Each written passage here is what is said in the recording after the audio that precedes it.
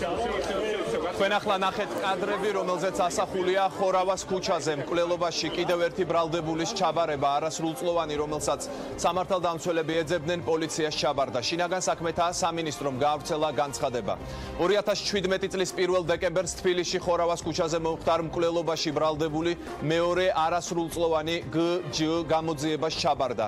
აღსანიშნავია, რომ დღეს სასამართლომ ხორავას ქუჩაზე მოუხდარ მკვლელობაში ერთ-ერთ ბრალდებულს არასრულწლოვან გბ-ს წინასწარი პატიმრობა შეუფარდა, ხოლო მეორე არასრულწლოვან გჯ-ს წინასწარი პატიმრობა დაუსწრებლად შეეფარდა. გამოძიების ამ ეტაპისთვის შინაგან საქმეთა სამინისტროს გამოვლენილი და დაკავებული ყავს მკვლელობის ორი ძირითადი ფიგურანტი, ასევე სისხლის სამართლის პასუხისმგებაში არიან მიცემული დანაშაულში მონაწილე სხვა პირები. საქმეში ჩართული დანარჩენი პირების სტატუსის განსაზღვრა გადაკვალიფიცირებისთვის გამოძიება გრძელდება. წერია შინაგან საქმეთა სამინისტროს განცხადებაში.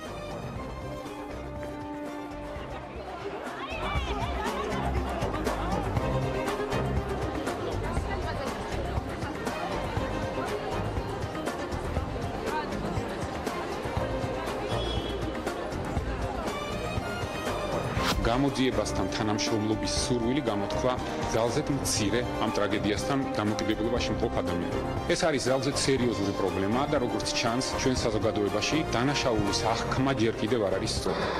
საქართველოში მძიმე და სისხლიანი დღეები გრძელდება. საზოგადოება ყველა ფეხზე უნდა დავდგეთ, იმიტომ რომ ეს არ არის რომ მე არ მეხება, შენ არ გეხება, ყველას გვეხება. როგორც მშობელი მე აქ ვარ, იმიტომ ჩემი შვილია ამ სკოლის მოსწავლე და ეს არის ტრაგედია და ამაზე უნდა ვილაპარაკოთ დღეს. ფაქტები, რომელმაც ქვეყანა შეძრა. თბილისში ორი მოსწავლე ცივი იარაღით მოკლეს. წყალტუბოში დანით დაღუპულია ერთი არასრულწლოვანი. დღეს ვიკრიბებით იმისთვის, რომ ჩავუღრმავდეთ შემაშფოთებელ ამბებს. ბოლო წლების განმავლობაში სკოლა გახდა სრულიად შეუსაბამო ბავშვების უსაფრთხოებისათვის. ეს არის სახელმწიფოს, საზოგადოების პასუხისმგებლობა. ყველაფერი, რაც სკოლაში ხდება, ესაც საზოგადოების ცხოვრების წესის ანარეკლია. ლევან ბუთხუზი, ლელა გაფრინდაშვილი, გია მურღულია, გრიგოლ გეგელია, თეა გოგოტიშვილი, ირაკლი კუპრაძე, თათა ცოფურაშვილი, ნიკოლოს წულუკიძე, ვახტანგ მეგრელიშვილი, ანა არგანაშვილი, მარი კორკოტაძე, დავით ერაძე, მასწავლებლები, მშობლები, სტუდენტები, მწერლები, უფლებადამცველები, ფსიქოლოგები, სხვადასხვა პროფესიის ადამიანები. ხალხის პოლიტიკაში ვსაუბრობთ ჩვენზე, ჩვენს პასუხისმგებლობასა და მდგომარეობაზე, სახელმწიფოზე, ჩვენს სკოლებზე, ჩვენს შვილებზე, გარემოზე, რომელშიც ყველას ერთად გვიწევს ცხოვრება. დღეს საღამოს 8-ზე. თქვენ უყურებთ ხალხის პოლიტიკას, მე ვახო სანაია ვარ. კიდევ ერთი მძიმე გადაცემა. ისე მოხდა, რომ უკვე მე რამდენი კვირა უმძიმეს თემებზე გვიწევს საუბარი. სამწუხაროდ დღესაც შემაშფოთებელ საკითხზე უნდა ვიმსჯელოთ. ბოლო დღეების მკვლელობებმა, მოსწავლეების ტრაგედიამ ჩვენი ქვეყანა კიდევ ერთხელ შეძრა. ამ წუთებში თბილისში 51 სკოლასთან მიმდინარეობს დუმარი აქცია სახელწოდებით ნუ მომკლავ. სწორედ ამ ამბით ვიწყებთ ჩვენს ეთერს 51 სკოლასთან. ინგა გრიგოლია იმყოფება, რომელიც პირდაპირ ეთერში ჩაგვერთვება. ინგა, მოგესალმები და რა ხდება ადგილზე? ყველას გვაინტერესებს ახლა ის ვითარება, რომელიც 51 სკოლასთან არის.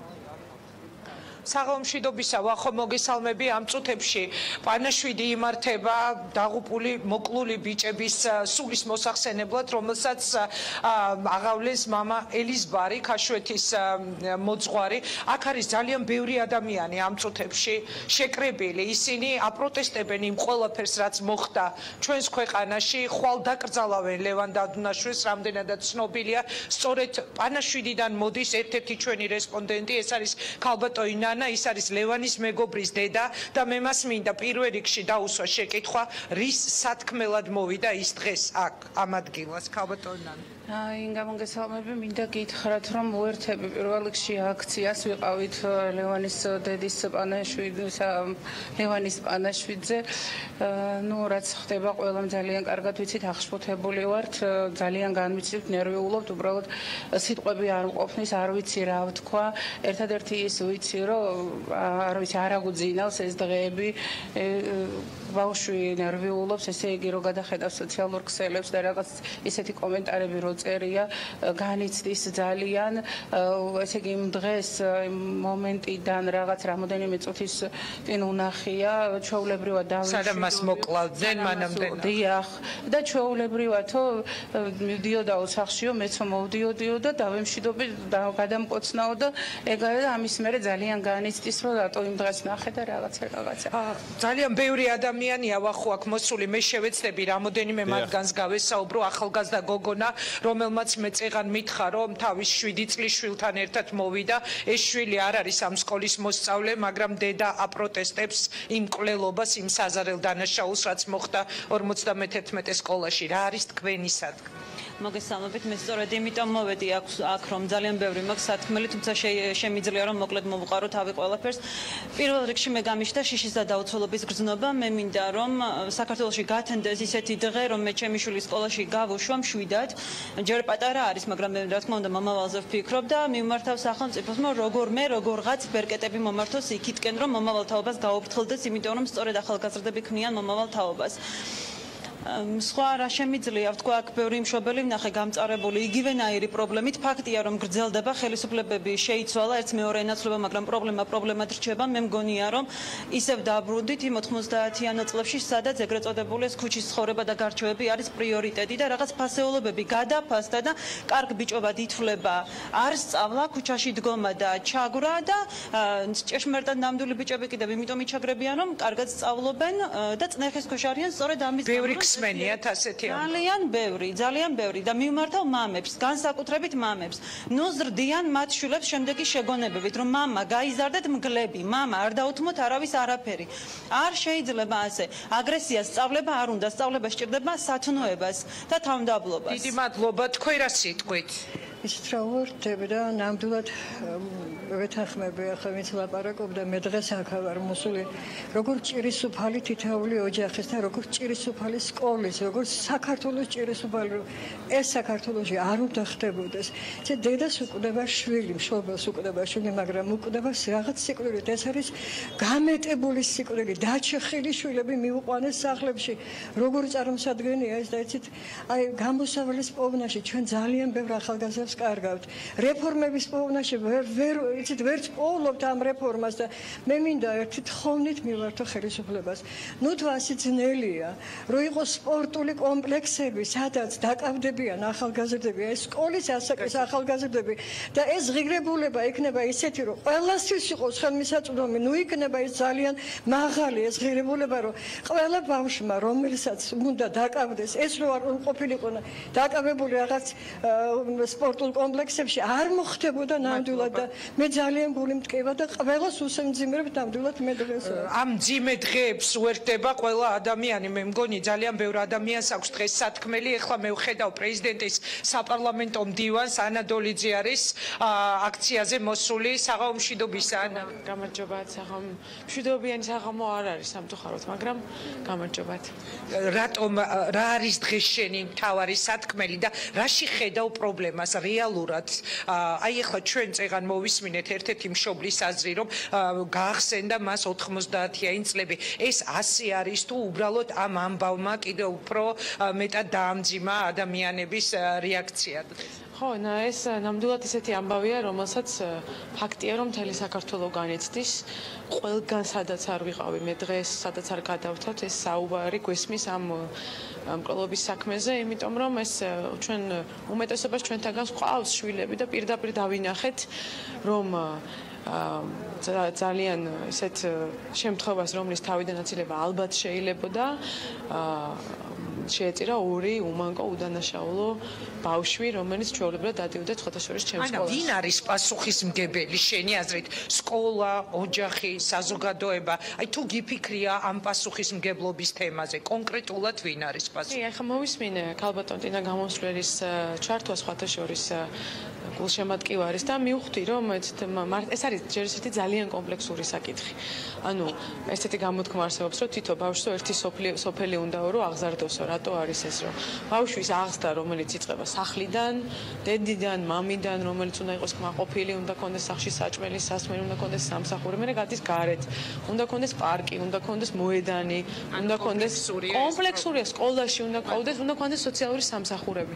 მე იმედი მაქვს რომ ეს ძალიან მძიმე შემთხვევა იქნება მაინც საშუალება რომ ჩვენ ყველამ დავფიქრდეთ იმას რომ ამ სფეროში მოვიკოწრებთ და ჩვენ ბავშვებს მივეხმაროთ რომ სრულფასოვანი ადამიანები დადგენ. დიდი მადლობა. ანა, ხოლმე ბევრ დროს აღარ წავიღებ შენი გადაცემისას, კიდევ ორ რესპონდენტს შემოგთავაზებთ, ორი რესპონდენტის მოსაზრებას, ახალგაზრდა მამაკაცის მოსაზრება არის ალბათ საინტერესო. თქვენ რაში ხედავთ გამოსავალს და როგორ ფიქრობთ, ვიზზე არის აი ამ კონკრეტულ შემთხვევაში პასუხისმგებლობა, სკოლა, ოჯახი? ყველას მეტნაკლებად გვაკისრია პასუხისმგებლობა ამ ფაქტთან დაკავშირებით. მე როგორც არასამთავრობო სექტორის წარმომადგენელი არ შემეძლო გულხედაკრეფილი ყოფილიყავი ოთახში, ამიტომ გადავწყვიტე რომ ამ დუმა რეაქციას შევერთდებოდი და ერთ რამეს ვეთქვი ჩვენს ახალგაზრდებს, ჩემს თაობას, ჩემზე ცოტა პატარა თაობას, რომ გავუფრთხილდეთ ერთმანეთს.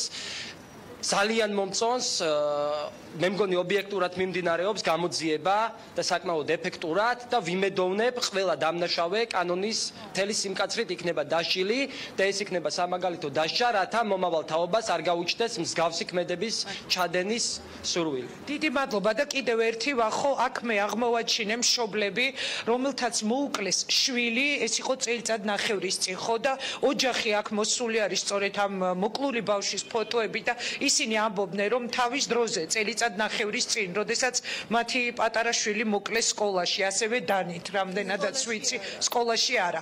ასევე დანით იქნა მოკლული ბავშვი, მაშინ რომ დასჯილიყო სათანადოდო და უმკაცრესად მკვლელი, შესაძლებელია დღეს ეს ყველაფერი აღარ მომხდარიყო. მე მინდა რომ მოусმინოთ ჩვენ ამ მშობლებს. მოგესალმებით. მე პირველ რიგში უთანაგრძნობ ლევანის და დათოს დედას. მე ძალიან მესმის მათი ტკივილი და ძალიან მტკივა. შარშან სექტემბერს მეც მომიკლეს 16 წლის შვილი. დღეს 17 წლის უნდა ყოფილიყო ჩემი ავთობაგალის შვილი. ლუკა შიშინაშვილმა მას მიუსაჯეს ჯერ გამოუშვეს 40 დღის მერე, გამოუშვეს 8000 გირაოთი გარეთ ჩემი შვილის მკვლელი. სასამართლოზე რომ დავდიოდი და იქიდან ბრუნდებოდი სახში, ხედავდი ჩემი შვილის მკვლელი როგორ ჩამივლიდა გვერდით. დამთავრდა 1 წლის შემდეგ ძლივს დასრულდა გამოდის სასამართლო მიუსაჯა 6 წელი და 8 თვე ჩემი შვილის მკვლელს. ჩემი შვილის მკვლელი ლუკა შიშინაშვილი რო დასჯილიყო უმკაცრესად, მასთვის რომ მიეცათ სამუდამო, დღეს აი ეს ბავშვები არ დაიღუპებოდნენ. ჩემი შვილის მოვითხოვ დღეს გასაჩივრებული მაქვს და ხელახლა მიდის ჩემი შვილის რომ წლები იქნებ მოუმატოთ. მოვითხოვ მთავრობას, სახელმწიფოს ყველას გთხოვ, ჩემი შვილის მკვლელი ლუკა შიშინაშვილი უმკაცრესად დასაჯეთ. ჩემი ათუკას სიკვდილი არ შეარჩინოთ. აი ასეთია გვახო სიტუაცია, ალბათ მაყურებელი თავადაც მიხვდება, რა მძიმე მდგომარეობაში არიან აქ ადამიანები. ზოგი მათგანი არის ამ სკოლის მოსწავლე, ზოგი მათგანი არის ამ სკოლის მოსწავლის მშობელი, მაგრამ ძალიან ბევრი არის ისეთი ადამიანი, ვინც არც ამ სკოლასთან არანაირ შემხებლობაშია, ვინც საერთოდ არ იცნობდა მოკლულ ბიჭებს, მაგრამ ისინი მოითხოვენ, რომ უმკაცრესად დაისაჯოს ყველა, ვისაც შემხებლობა ჰქონდა ამ ორი პატარა ბიჭის მკვლელობასთან. დიდი მადლობა ინგა, ძალიან მნიშვნელოვანია ამ თემაზე საუბარი. მე ვიცი რომ ხვალ შენც ამავე თემაზე გექნება რეაქციაში საუბარი. მეც სტუდიაში დღეს ძალიან ბევრი სტუმარი მყავს, იმიტომ რომ ვიმსჯელოთ იმ ყველაფერზე, რაც ჩვენს თავს ხდება. სამწუხაროდ ხშირად ხდება ისე ინგა და მეთანხმები რომ ძალიან მძიმე ფაქტების შემდეგ გვიწევს რაღაცაზე მსჯელობა და ასეა დღესაც. სამწუხაროდ და საუბედუროთ, მაგრამ აუცილებელია რომ ჩვენ ამაზე ვისაუბროთ. რეაქცია დაგვიანებული ხომ არ არის თქო, როდესაც აი ეს დღეებია მე უყურებ აქ შეკრებილ ადამიანებს, როდესაც ეს დღეებია მე პირადად ვისმენ მათ მოსაზრებებს, ჩემთვის რამდენჯერმე გავიფიქრე რომ ხომ არ დაგვიანდა ჩვენი რეაქცია გამოვხატოთ ხმა მაღლა და ჩვენ აუცილებლად უნდა გქონდეს ეს რეაქცია. დიდი მადლობა, ეს ინგა გრიგოლია იყო. დიდი მადლობა მას პირდაპირ ჩართვისთვის და გადმოვინაცვლებთ უკვე სტუდიაში, სადაც ჩემს სტუმრებს კიდევ ერთხელ მივესალმებით. მე მინდა დავით ერაძეს, ჩემს კოლეგას მივცე პირველ რიგში სიტყვა, თუ შეიძლება მიაწოდეთ მიკროფონი. დათო, თქვენი შვილი არის ამ სკოლის მოსწავლე, ჩვენ გუშინ ვისაუბრეთ ტელეფონით და ბუნებრივია ისევ როგორც ალბათ ყველა, შენც ძალიან აღელვებული იყავი. აი შენთვის, როგორც მშობლისთვის, როგორც მოქალაქისთვის, ჟურნალისტისთვის, რა მიმართულებით არის ახლა შენი ფიქრები და რაზე უნდა ვისაუბროთ ყველამ? შენ თქვი, ჩვენს ანონსშიც იყო ეს ფრაზა, რომ ჩვენ ამ ტრაგედიის შესახებ ბევრი უნდა ვისაუბროთ. რა მიმართულებით არის შენი ფიქრები, როგორც მშობლის? ბევრიც უნდა ვისაუბროთ და ძალიან საწყენია გუშინაც ვთქვი, რომ ჩვენ უკვე დაკარგული გვაქვს ეს ღირებულებების რაღაც შეფასება. აი ასეთ დღეს, ჩემი აზრით, გაცილებით მეტი ადამიანი უნდა მისულიყო ამ დუმარე აქციაზე. აქ ხო არაფერს არავინ არ მოითხოვს. აქ არის მთავარი პოზიციის დაფიქსირება, რომ ყველა საზოგადოება დგას ფეხზე და ეს არ არის მხოლოდ 51 სკოლის პრობლემა. ეს არ არის ამ ოჯახის პრობლემა, ეს ყველა ჩვენგანის პრობლემა, ეს არის ამ ქვეყნის პრობლემა, იმიტომ რომ აქტუალურია ისევ ეს გარჩევები, როგორც ჩანს. და აი ამის წინააღმდეგ ყველა უნდა გამოვსულიყავით, მაგრამ დღესაც სამწუხაროდ ალბათ 300-400 ადამიანი იდგა იქ სამწუხაროდ მე ამას ვიძახი, იმიტომ რომ გაცილებით შენ ქონდა სხვა გადაცემები, გაცილებით ყურით ბოდიში ამ სიტყვაზე მოთრეულ თემებზე გაცილებით დიდი აჟიოტაჟი იყო ატეხილი, თუმცა ეს არის ის თემა, რომელიც უკვე შეუქცევადია ჩვენი საზოგადოებისთვის. რა თქმა უნდა, ეს თაობებს და რადგან ეს პირადად ჩემს ვაჟზე ხო მე პირადად გეტყვით, რომ ისინი უცბად გაიზარდნენ. ამ შემთხვევის შემდეგ აბსოლუტურად სხვა ადამიანებს უყურებდი მე გუშინ. შეშინებული ვიყავი მე თვითონაც და დავყვებოდი ორივე პანაშვიძე და აი ბავშვებს რო უყურებდი, იმ ბავშვებს რომელიც ჩემ თვალწინ გაიზარდნენ, ესენი აღარ იყვნენ უკვე ბავშვები, ესენი იყვნენ უკვე დიდი ადამიანები, რომლებიც პირველად შეეჯახდნენ ამ წარე რეალობას, რომელზეც წარმოდგენა მათ საერთოდ არ ჰქონდათ და ჩემი აზრით ძალიან აბსოლუტურად ვეთანხმები ინგას. ჩვენი რეაქცია ხშირად დაგვიანებულია სამწუხაროდ. აბსოლუტურად ვეთანხმები იმ გოგონასაც, რომელმაც ჩვენ მამებს მოგვიწოდა, რომ რაღაც ფასეულობებზე უნდა ველაპარაკოთ ჩვენს შვილებს. ვაჟებს შემოდის პასუხისმგებლობის საკითხი და ეს პასუხისმგებლობა ძალიან ბევრი მიმართულებით იშლება, ხო? რა თქმა უნდა. სახელმწიფო, სკოლა, ზოგს არის მის სწორედ ვახო, იცით, ის თემა რომ ზოგს გონია რომ რა ბიჭი რაღაც კალთას ამოვიფარო და არა, კალთას არ უნდა ამოვაფაროთ ბიჭი და ვერც ამოვაფარებ. ის ისედაც ნახავს თავის გზას, მაგრამ სწორი მიმართულება უნდა მიცე, არ უნდა უთხრა რაღაც, რომ აი თუნდაც იყო რაღაც გადაცემებში ქართველი ასე ცხოვრობდა, არ ცხოვრობდა ქართველი ასე. ნუ ამახინჯებთ ამ კომუნისტური რაღაც განმონაშტები, ნუ გვაქვს. ქურდული მენტალიტეტი არ ყოფილა ქართული მენტალიტეტი არასოდეს. ქართველი იყო ვაჟკაცი, შრომელი, რომელიც აღარა ვართ დღეს სამწუხაროდ და დღეს ვიქეცით აი იმათ, რაც გვაქცია ამ 70-მა თუ 80-მა წელმა, რასაც დღეს სამწუხაროდ რამდენიმე ჩვენი თანამოქალაქე ისევ მისტირის. აი ეს დიდი მადლობა, კიდევ დაგიბრუნდებით ბატონ გია მურღულიას მინდა ვკითხო. ბატონ გია, მოხდა ძალიან ტრაგიკული ფაქტი თბილისშიც და ფაქტი მოხდა ასევე წყალტუბოშიც. რა არის ის დასკვნები, რომელიც უნდა გამოვიტანოთ აქედან? საკითხი არის ძალიან ფართო, მათ შორის პასუხისმგებლობის საკითხი და ზოგადად თემა, როგორც გრძნობი არის, ასევე ძალიან ფართოა, ბევრი მიმართულება აქვს. მოგესალმებით. რმა სამძიმარი გამოვხატო დაღუპულთა ოჯახების მიმართ. რა თქმა უნდა, ვახო, დანა ყოველთვის უჭირავს ერთ ხელს.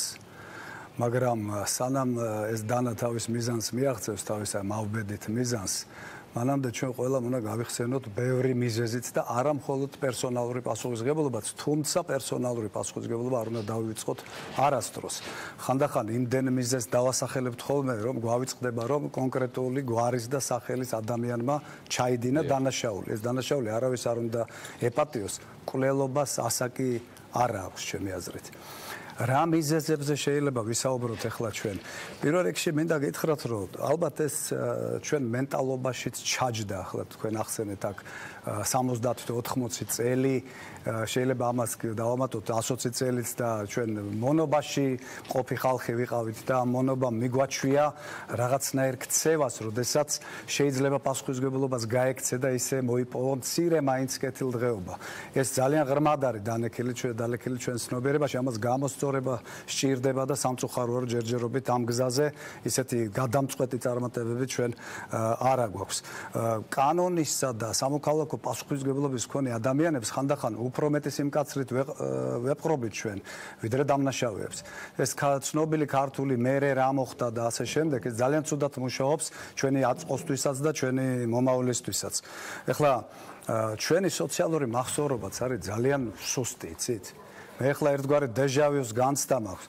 რამდენჯერ უნდა ნახოს ქართველმა საზოგადოებამ ასეთი მკვლელობა, რომ ბოლოს და ბოლოს რაღაც დასკვნები გამოიტანოს და ეს დასკვნები 1-2 კვირა მაინც დაამახსოვროს. რა შეიძლება იყოს ეს დასკვნა, ბატონ გია, და რატომ ვერ გამოგვაქვს მაშინ ეს დასკვნა დღემდე? ნუ ერთი ასეთი მომენტი არის, რომ ჩვენ ახლა დღეს ვფიქრობდი, რომ ძალიან არ მინდა რომ ეს ვიფიქრო, მაგრამ მე ფიქრებინება, რომ ერთი კვირის მერე გვემახსოვრება ჩვენ ეს ყველაფერი, ვფიქრობ ამაზე, იცით? და ძალიან ისეთი ძალიან ძიმე საფიქრალი არის ესა. იმიტომ რომ კიდევ ერთხელ ვამბობ, ასეთი შეხვედრები მახსოვს მე, აი ესეთი საუბრები მახსოვს, რა მოხდა, რა უნდა გავაკეთოთ და ყველა ასე ჭკვიანურად ლაპარაკობდა, მაგრამ მე მაინც ისევ ვაგრძელებდით ჩვენ ცხოვრებას. მე აუცილებლად უნდა დავასახელო ოჯახის ფაქტორი. ოჯახში დაიკარგა აღზრდის კულტურა. მშობლებს არ სცალიათ თავიანთი შვილებისთვის. ეხლა ვიღაცა იტყვის მე მცალიაო, მაგრამ ნუ კარგი, შენ გცალია, ღმერთმა გაგიმარჯოს, მაგრამ ეს არის მასობრივი მოვლენა, მე ამას ყოველდღე უყურებ. ჩემი ბავშვები, ჩემი მოსწავლეები, სხვა სკოლებშიც ვიცი რა ხდება, ძალიან ხშირად ლაპარაკობენ, რომ მშობლებს მათთვის არ სცალიათ, მათ უფრო მეტი მნიშვნელობის საქმეები აქვთ. ეს ერთ-ერთი ძალიან მნიშვნელოვანი ფაქტორია. მეორე ფაქტორი არის ზოგადად სახელმწიფოში არსებული დამოკიდებულება წარმატების მიმართ. განათლებული კაცის ცხოვრების წესის მიმართ, წესიერი კაცის ცხოვრების წესის მიმართ. ძალიან ხშირად მე უყურებ მასობრივი ინფორმაციის საშუალებებით, ტელევიზიებით ძალიან უღირს დავამატებ უკიდურესად უღირს ადამიანებს, რომლებიც განასახიერებენ დღეს წარმატებას საქართველოში. ამას მარტო ჩვენ არ ხედავთ. ამას ხედავენ ჩვენი შვილებიც, ჩვენი ბავშვებიც. ისინი ხედავენ, რომ ძალადობით, ბილსიტყვაობით, სხვების დაჩაგვრით შეიძლება რაღაც წარმატებას მიაღწიოს ადამიანმა და ეს ძალიან გადამდები რამ გახლავთ. შემდეგი მომენტი ის არის, რომ სკოლასაც თავისი პასუხისმგებლობა აქვს, რასაკვირველია. მე მეჩვენება კი არა და ზუსტად ვიცი, რომ აღზრდის კულტურა სკოლაში ძალიან შესუსტებულია, უკიდურესად. მეცაც გეტყვით, ხო. მე მომისმენია ჩემთვის უთქვამთ პირადად, აი ჩვენ ჩინოვნიკებს მაგალითად, ან ეგრეთ წოდებულ განათლების ექსპერტებს, რომლებიც ძალიან მოგვიმრავლდნენ, მაგრამ ჩვენ სისტემას ეს მანდამაინც არ ეტყობა. ხშირად უთქვამთ, რომ მაგალითად დასავლურ სკოლებში, რომლებსაც ჩვენ ძალიან გვინდა რომ მივბაძოთ, თუმცა აღმოსავლეთშიც ჩვენიერი სკოლებია სხვათა შორის. დასავლურ სკოლებში სიტყვა აღზრდა საერთოდ რა არის, არ ესმითო და მთავარი აქცენტი არის გადატანილი სწავლებაზე და ჩვენც მათ უნდა მივბაძოთო. ნუ არც ამ მიმართულებით ახლა დიდი წარმატება ჩვენ არ გვაქვს, მაგრამ აღზრდის ასე მიგდება არ შეიძლება. მე გეტყვით თქვენ აი გვესწრებიან ჩვენ ამდენი ჩვენი საზოგადოების შესანიშნავი წარმომადგენლები. საქართველოს აქვს ასეთი მთავარი დოკუმენტი, რითაც უნდა ეხელმძღვანელოს სკოლამ და რაც არის მთავარი დაკვეთა საზოგადოებისა და სახელმწიფოსი, რომელსაც ქვია ზოგადი განათლების ეროვნული მიზნები. 8 მიზნამდე არის აქ ჩამოწერილი. არ არის ადვილი რომ აქ კარგი სიტყვები ჩაწერო, კარგი აზრი ჩაწერო.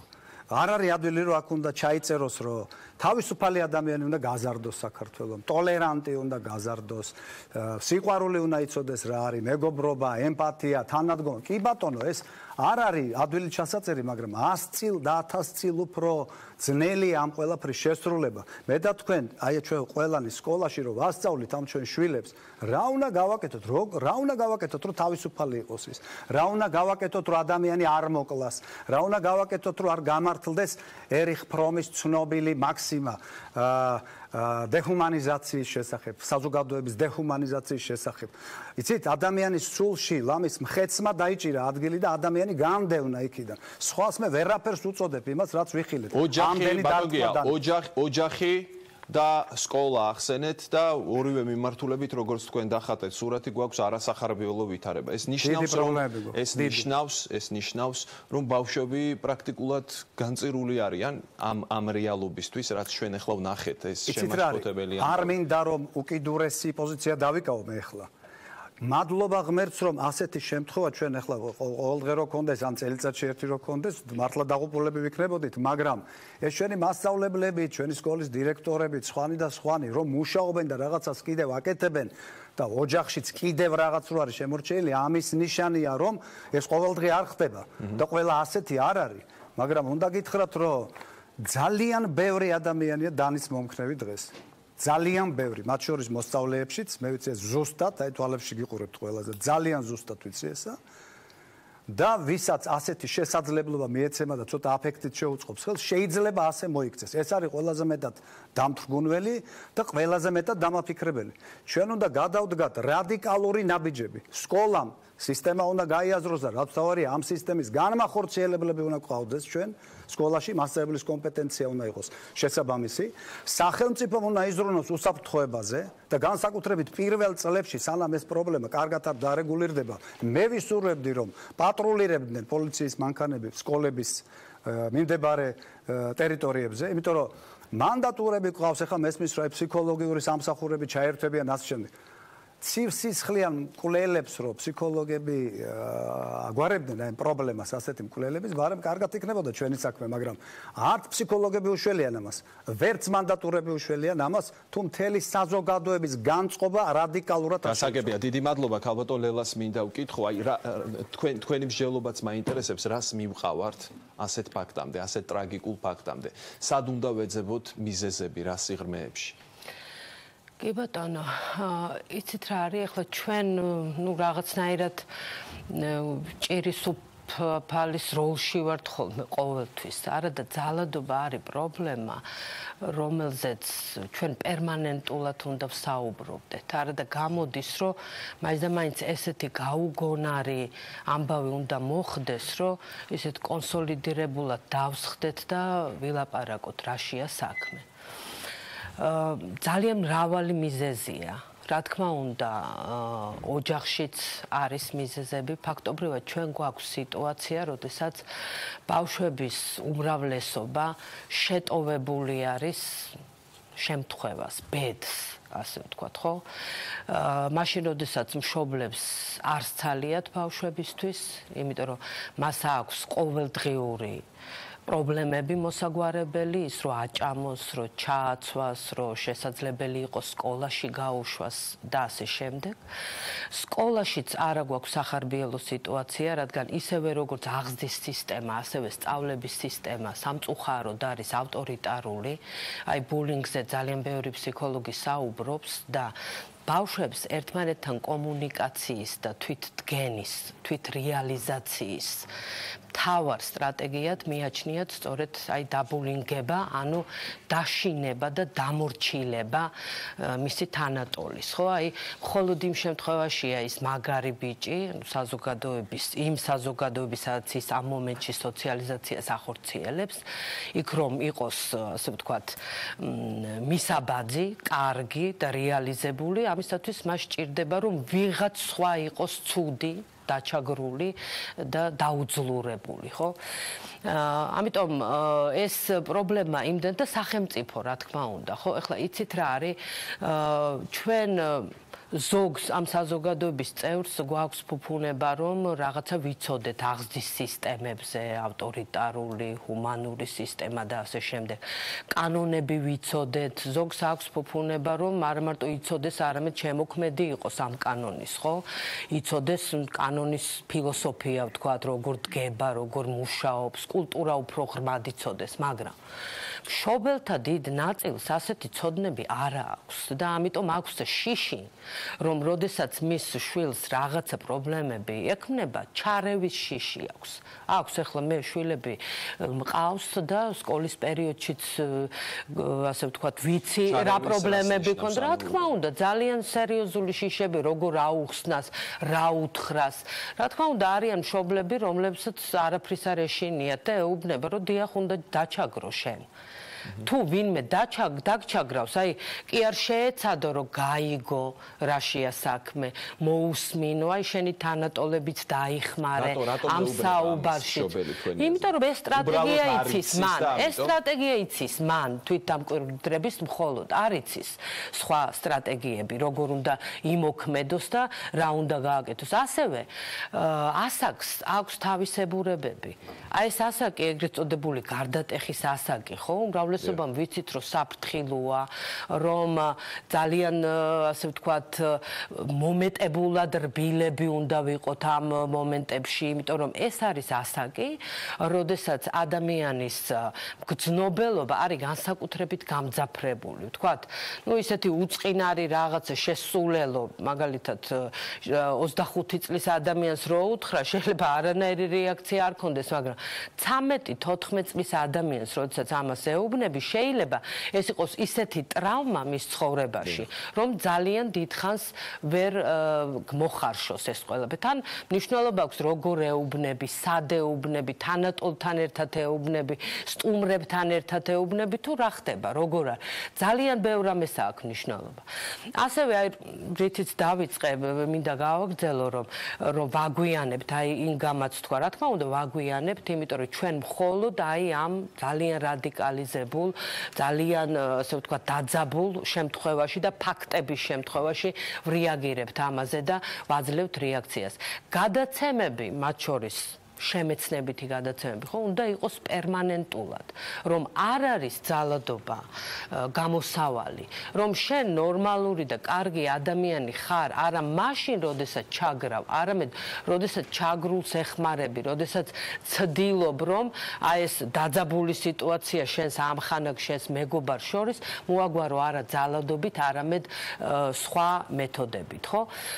კიდე ერთი მომენტი, რომელსაც მინდა აუცილებლად ხაზი გაუსვა, რომ სკოლა არ არის მხოლოდ ადგილი, სადაც ჩვენ სადაც უნდა გაიზარდოს სხვადასხვა პროფესიის წარმომადგენელი, ხო, მათემატიკოსი, ფიზიკოსი თუ რაღაცა მოხელე, ხო?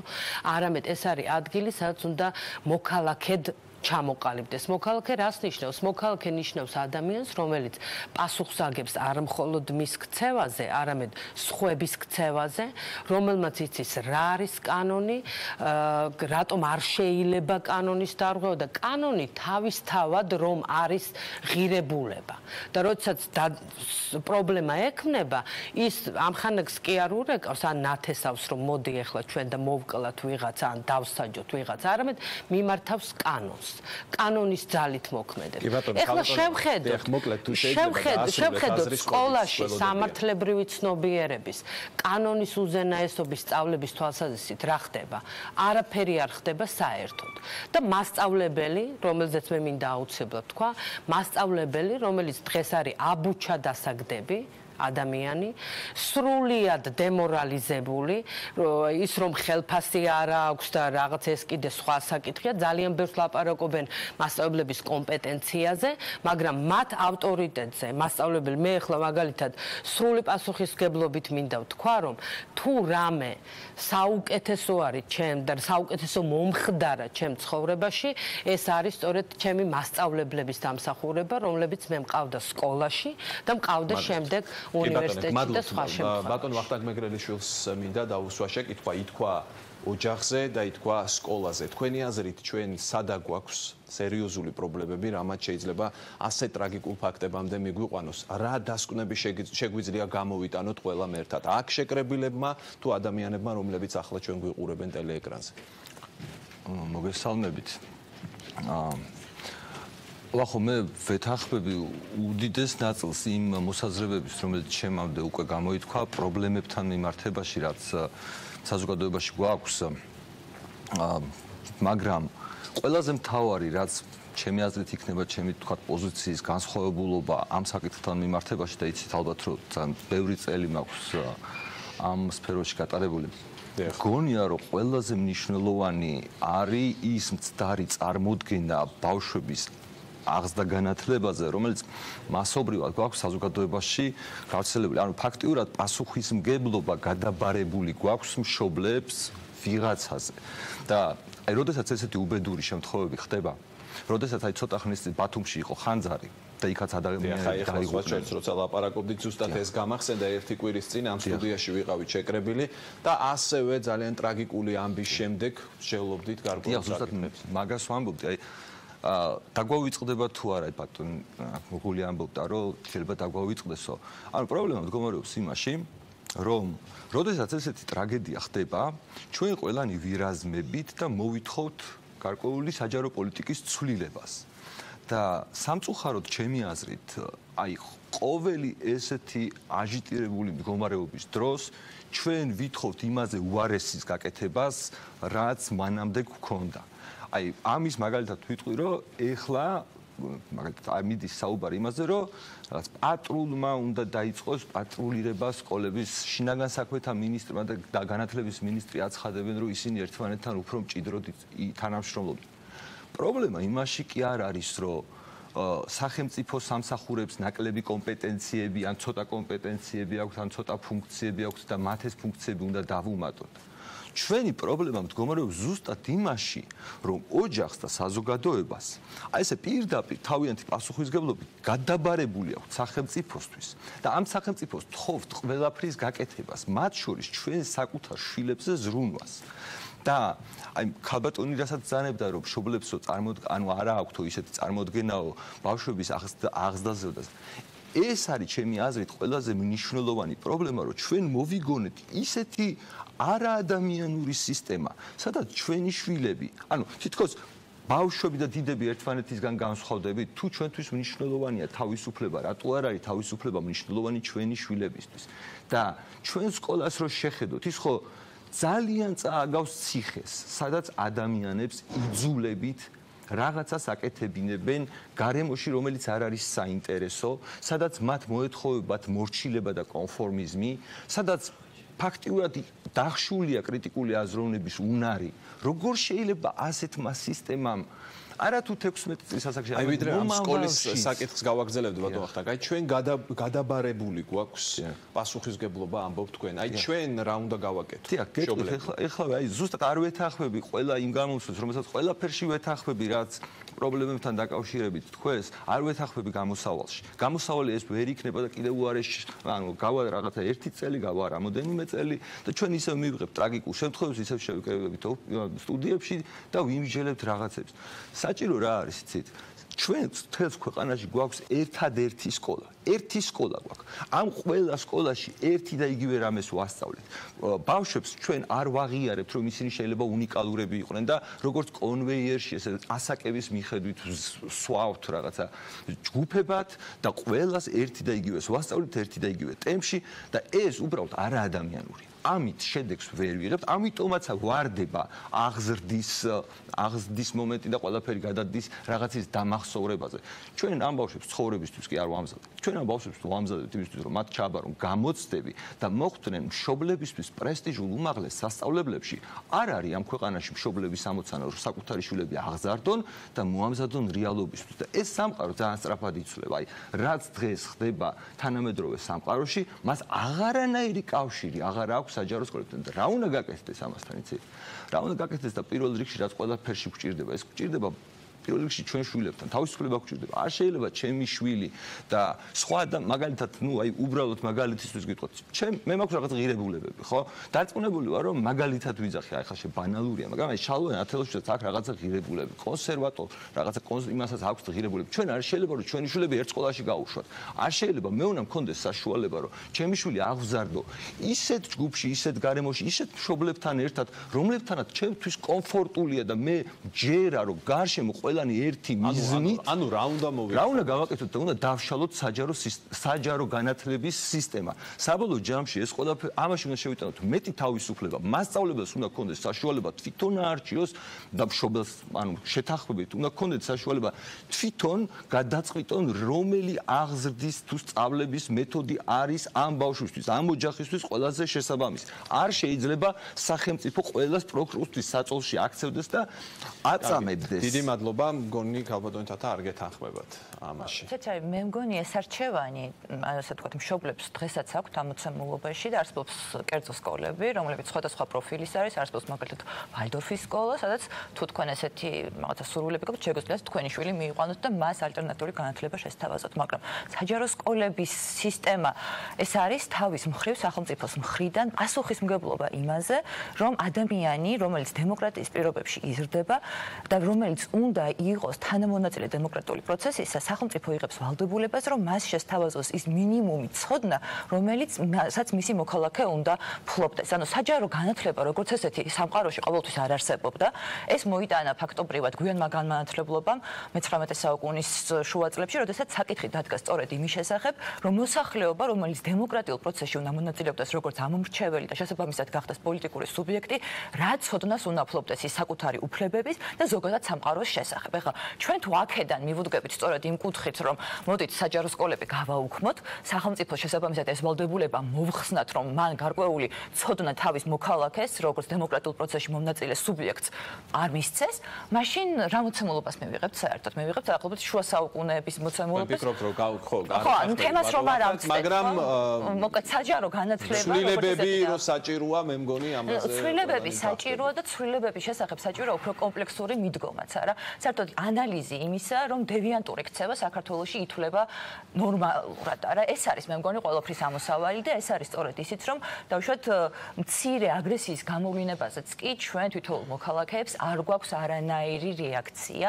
ამიტომ არის ყოველთვის ჩვენი რეაგირება ესეთი ტიპის საუბრები დაგვიანებული, იმიტომ რომ მაშინ, როდესაც არის მცირედი, თუნდაც ვერბალური აგრესიის ნიშნები, ამაზე ჩვენ არ რეაგირებთ, იმიტომ რომ მიგვაჩნია, რომ ესეც არის ყოველდღიურობის ნაწილი. რეპლიკა აქვს ბატონ ვახტანგზე, შემდეგ ქალბატონ თამართან გადავიდეთ. თათას მინდა უპასუხო, რომ ქალბატონ თათა საჯარო სკოლა თუ კერძო სკოლა საქართველოში არის ეროვნული სასწავლო გეგმა, რომელსაც ყველაზე ერთნაირად ვრცელდება თითქმის რეგულაციები. ანუ რეალურად სწავლების მეთოდიკა, სწავლების მასალები ყველასთვის ერთი და იგივეა, მიუხედავად ინფრასტრუქტურა შეიძლება აირჩიოთ სადღაც მეტი კომფორტი, სადღაც ნაკლები, სადღაც ადგილმდებარეობა გეტყობს, სადღაც არა, მაგრამ დანარჩენი ერთი და იგივეა. და რაც შეეხება ჩვენ შორის, აი ჩვენ შორის ხედავთ რამხელა განსხვავება აქვს. ხედავთ რამხელა განსხვავება. არ შეიძლება ამ ბავშვებს ერთად ყოფნა. ერთ სკოლაში არ უნდა სწავლობდეთ თქვენი ქალბატონ თამარ, თუ შეიძლება მიკროფონში. დიახ. თქვენ ხართ სკოლის დირექტორი, ქალბატონ თამარ და აქ ითქვა სკოლის მიმართულების ბევრი პრეტენზია. მე მაინტერესებს თქვენ რას ეთანხმებით და თავად რა პრობლემებს ხედავთ ჩვენს სკოლებში? მე წუხარ, მაგრამ ბევრ რამეს ვეთანხმები. ძალიან ბევრ რამეს ვეთანხმები. პირველ რიგში ვერთები საერთო სამძიმარს და მეც გამოთქვა მძიმე სიტუაციის გამო სამძიმარს და გეტყვით, რომ სკოლა არის ის ერთადერთი ადგილი, რომელზედაც გადის ყველა მოქალაქის ხაზი. იმიტომ რომ შეიძლება ბაღში არ ატარო ბავშვი, შეიძლება უმაღლესში არ ჩააბარებინა, მაგრამ სკოლა არის ის ინსტიტუცია, რომელზედაც ყველა ადამიანი და ყველა ოჯახი არის დაკავშირებული. აქედან გამომდინარე სკოლას ძალიან დიდი ტვირთი აქვს. დიდი ტვირთი და ძალიან მცირე შესაძლებლობები. აი აქ ითქვა, რომ მაგალითად ოჯახში თუ კი მშობელს არ სცალია სათანადოდ თავისი ბავშვისთვის და ეს ბავშვი შემდეგ ხვდება სკოლაში, რა დახვდება? ძალიან მარტივად ვერ იცლის მშობელი ბავშვისთვის და მოდის სკოლაში, ზუსტად მაგეთ მივდივართ, სადაც სრულიად მომზადებელი ბავშვი მოდის ერთი სკოლაში და ასევე ჩვენ ხვდებით ძალიან მძიმე, ასე ვთქვათ, რა ვიცი, ნაშთით რაც გაგვაჩნია და რაც მოყვება 200 წელია, 100 წელია, 120 წელია თუ 70 წელია, მაგას არ აქვს მნიშვნელობა. ჩვენ ამ უბედურებიდან ჯერ არა ვართ გამოსული, ჯერ ისევ ცარციანი მასწავლებლები ვართ, ჯერ ისევ იზღირებულებები გვაქვს, რომლითაც საბჭოთა მოქალაქეებს ვსდიდით. ის ზოგადი განათლების ეროვნული მიზნები, რადგან ბატონი გია ლაპარაკობდა, არის ზუსტად ძირითადი ამოსავალი, რომლითაც მომავალი მოქალაქე უნდა გაიზარდოს. ჩვენი ქვეყნის მოქალაქე უნდა გაიზარდოს და ზუსტად იქ გაცხადებული საკუთარი კონფლიქტების მშვიდობიანი გზით მოგვარების უნარი, კანონმორჩილი ტოლერანტი მოქალაქის ახსნა, რომელიც ჩვენი ვალდებულება, ეს თითქოს ყურადღების მიღება გვაქვს დარჩენილი და არც მე, არც ბევრ ჩემს კოლეგას, არც რა ვიცი მასწავლებლებს ბოლომდე არა გვაქვს გააზრებული ის ტვირთი, რა ტვირთით ჩვენ ავიკიდეთ და წამოვწიეთ იმისთვის, რომ ჩვენ გავზარდოთ დამოუკიდებელი ქვეყნის მოქალაქე.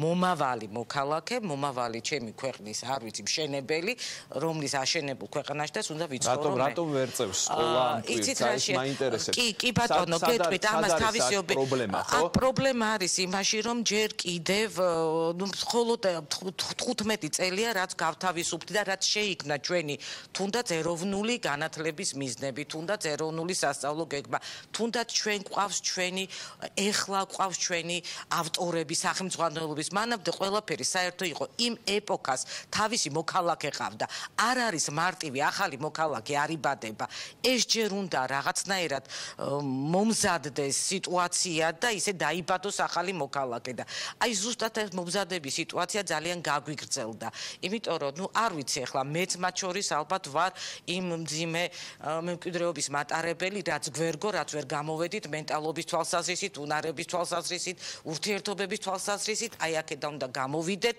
და აი აქედან ნუ აი რაღაცნაირად აი ახალგაზრდებთან ერთად ყველაფერი უნდა გავაკეთოთ იმისთვის რომ ზუსტად ეს ახალი თაობა აღსარდოთ პირველ რიგში მე ვფიქრობ რომ აი რა ვიცი ყოველდღიური ბრძოლა და აი იმ პასუხის საშინელი პასუხისგებლობა ესა და ძალიან საშიში სხვათა შორის და მე რო ვფიქრდები ხოლმე ღმერთო რას მოკიდე ხელი ხანდახან აი შიში მიტანს რომ ეს ძალიან დიდი ეს არ არის მარტივი რომ ეხლა დავიწყე ხოლმე წავედი და სკოლაში სამსახურში წავედი არა შენ გაყვედი ბრძოლის ველზე ყოველდღე და ურთიერთობა გიხდება მე პირადად თქვა და 1100 მოსწავლესთან და იმის უკან მდგომ 2200 მშობელთან და კიდე რამდენ ბებია ბაბუასთან აბსოლუტურად სხვადასხვა არაერთხელ ითქვა ამ დღეებში ბევრმა გაიხსენა თქვა 90-იან წლებთან რაღაც პარალელს სწავლებდნენ მართლაც ძალიან ხშირად იყო შემზარავი ფაქტები ხო შესაძლოა სკოლა გარემონტ და უკეთესი ინფრასტრუქტურა და ასე შემდეგ მაგრამ თქვენ ფიქრობთ რომ ჩვენ შორს არ წავსულვართ იმ მდგომარეობიდან არა ჩვენ შორს ჯერ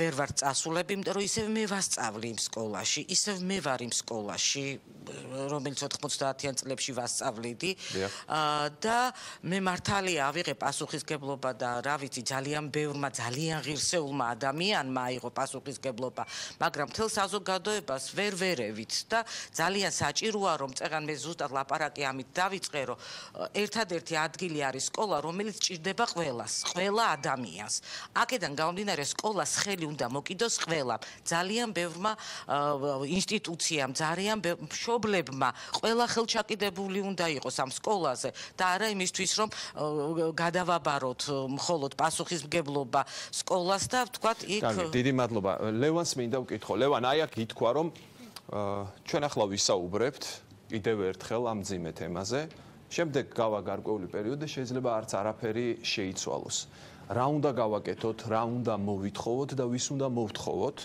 რომ ვითარება შეიცვალოს ეს არ ეხება მხოლოდ სკოლას აი კიდევ ერთხელ ბათუმის ტრაგიკულ მოვლენებზეც საუბრობდი და აღმოჩნდა რომ იქაც ძალიან დაგვიანებით საუბრობდი მადლობთ პირველ რიგში მინდა რა თქმა უნდა დავეთანხმო ამას და დავეთანხმო ბატონ გია მურღულიას იმიტომ რომ მე და ბატონი გია ვლაპარაკობდით ზუსტად იმას რაც მან თქვა შემოსასვლელში დერეფანში და გეთანხმები ვახო აბსოლუტურად რომ ჩვენ სამწუხაროდ ერთ კვირაში ეს აღარ გვემახსოვრება ეხლა ეს პერანგი მაგალითად შემთხვევით არ მაცვია ეს არის ფერი და 25 ნოემბრიდან 10 დეკემბრის ჩათვლით მიდის სოფლიო კამპანია ძალადობის მსხვერპლი ქალების და ოჯახური ძალადობის წინააღმდეგ. ვინმეს გვახსოვს ამის შესახებ საერთოდ? არავის არ გვახსოვს. არადა გასული წლების განმავლობაში ბევრი ქალი დაკლეს პირდაპირ მნიშვნელობით ბოიფრენდებმა, ქმრებმა, მეზობლებმა და ასე შემდეგ. მამაკაცებმა ფიზიკურად ძლიერმა ადამიანებმა. ჩვენ გვახსოვს ამაზე ატეხილი რამდენიმე დღიანი აჟიოტაჟი და შემდეგ გადაიარა. ეს ემოცია გადადის, ამიტომ ვეთანხმები აბსოლუტურად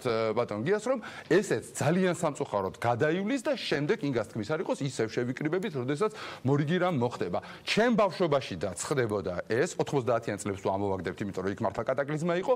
ჩემ ბავშვობაშიდაც ხდებოდა ეს 53 სკოლა მაგ დამთავრებული მსგავსი ანალოგიური შემთხვევები წიაღს ვეძახოდით და 53 წლებმა იციან რა იყო ის. ხდებოდა ასეთი ბევრი დანის დარტყმით და ადამიანების სიკვდილით. და ეს წელიწადში ერთხელ რო გავასაშუალოთ, ასე ხდებოდა და დღემდე რა უნდა გავაკეთოთ? არ არის გამოსავალი ამ სიტუაციიდან? ამ შემთხვევაში ცოტათი დავეთანხმები გირჩის წარმომადგენელს იმ პუნქტში, როდესაც ძალიან ბევრი პასუხისმგებლობა ჩვენ გადაგვაქვს ვიღაცა სხვაზე და გვავიწყდება ძირითადი. ჩემთვის მაგალითად ძირითადი წერტილი გადის ოჯახზე, პირველ რიგში. შემდეგ უკვე თუ რამე შეუძლია სკოლას მისცეს და რეფორმა თუ ჩატარდება და ასე შემდეგ, ეს მხოლოდ ზენდაშენი იქნება და ძალიან კარგი იქნება, მაგრამ ჩემის აზრით სკოლა არის პირველ რიგში ბავშვის მოზარდის, ასე ვთქვათ, კარიერის შემქმნელი და ნუ ასე არის ეს ცხოვრება მოწყობილი სამწუხაროდ დღეს და ამას ჯერჯერობით ვერ შევცვლით. მაგრამ ძირითადი მომენტი ახლა ვინც ყველა აქვს ხედავთ, ყველა მორალური ადამიანები ვართ, ყველა ემპათიური ადამიანები ვართ და აბსოლუტურად ღრმად ვარ ძარწმუნებული, რომ არც ერთი მათგანი არ დავარტყავთ დანას მეორე ადამიანს, ხო? არ გვინდა ბევრი ფილოსოფია, ძალიან კონკრეტულად შეგვიძლია წარმოვიდგინოთ, როგორ გავიზარდეთ ჩვენ, აი ეს ადამიანები, ვინც აქვს ხედავთ, ხო? ძალიან მარტივად გავიზარდეთ და სკოლა შეიძლება მე იმ თაობიდან მოვდიო, რაზედაც ვილაპარაკია, ხო? სკოლას ამ კუთხით ჩემთვის ბევრი არ მოუწია. არა ვარ პატარა, 40 პლუს წლისა ვარ და მახსოვს ჩემი ოჯახი და ძალიან მარტივ ფორმულაზე ჩემი აზრით დაიყვანება ეს ყველაფერი რა. ორი პუნქტი არის, რომელიც ალბათ მშობელმა უნდა გააკეთოს. ეს არის პირველ რიგში უნდა, რა თქმა უნდა, ხა ძირითადად უნდა ემპათია უნდა ჩამოვაყალიბოს, ეს არის მისაბაძი მაგალითი, რომელიც ბავშვს უნდა მისცეს და სულ არ არის საჭირო ტარიელს და ავთანდილს ის ისწავლის ოდესღაც მერვე კლასში, ნუ შენ დროს მერვე კლასში ვსწავლობდით. შენივე საკუთარი მისაბაძი მაგალითი, ნახე მამიკომ რა კარგი რამე გაუკეთა ლამზირას და ლამზირა როგორი ბედნიერია, ნახე დედიკომ რა კარგი რამე გაუკეთა გურამს და ეს არის რა ქვია, როგორი ბედნიერია და ბავშვი როდესაც ღამე წვება, ის ფიქრობს რა კარგი დედა და მამა მყავს. 90% გამარჯვებული ხარ უკვე. ის იზრდება ემპათიური და მეორე მომენტი მეორე მომენტი, რომელიც არსებითად მნიშვნელოვანი არის, რომელიც აუცილებლად უნდა იყოს. ეს არის მხატვრული ლიტერატურის კითხვა.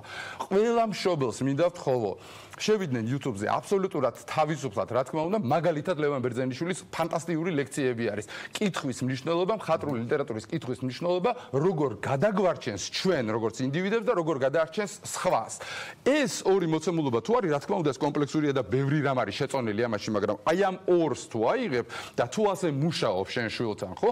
არა აქვს მნიშვნელობა შენს სქეს, მაშინ 90% 100%-იანი არაფერი ახლა როგორც ბიოლოგიის ვლაპარაკობ, მაგრამ 90% შენ გამარჯვებული ხარ. ბავშვი შემდეგ მიდის სკოლაში რაღაცა ღირებულებითი სისტემით და ის მაღალი ალბათობით დანას აღარ იღებს ხელში. აქ ითქვა ასე გაკვირით, მაგრამ თუ გავითვალისწინებთ სოციალურ დგომა, ბევრ პრობლემას თუ გავითვალისწინებთ, ხშირად არის და მე მომისმენია მხოლოდ ამ სტუდიაში მომისმენია, რომ მშობლებს არ სცალიათ, უბრალოდ არც შესწევთ ძალა და ზოგიერთმა საერთოდ არ იცის როგორ უნდა ესაუბროს ბავშვს. აი ამ პრობლემას რა ვუყოთ? ვერაფერს ვერ უძლებთ, ისევ ზოგად განათლებასთან მივდივარ. ძალიან სამწუხაროდ ჩვენ ვждით ჩვენ შვილებს, ჩვენი ღირებულებათა სისტემის და ჩვენი წამსების შედეგად და ვიღებთ იმ წრეს, რა წრეშიდაც ჩვენ ახლა ვტრიალებთ. რა თქმა უნდა, ეს უნდა გაირღვეს და ეს არის ზოგადი განათლების ინფორმირებულობის პრობლემა. აქ არ ვიცი მე ახლა სახელმწიფოს ექნება თავისი როლი თუ თქვათ ისევ ოჯახებს სადღაც უნდა გაირღვეს. ჩვენ არა ვართ პირველი ერი და პირველი სახელმწიფო, რომელმაც ეს გაიარა სამწუხაროდ, ხო?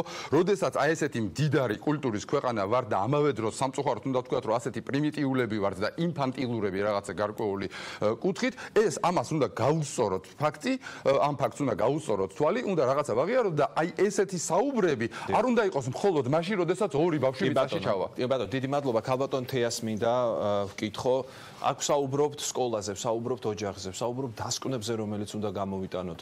მშობლის და ბავშვის ურთიერთობაზე. მე მაინტერესებს თქვენ რაზე გააკეთებთ აქცენტს.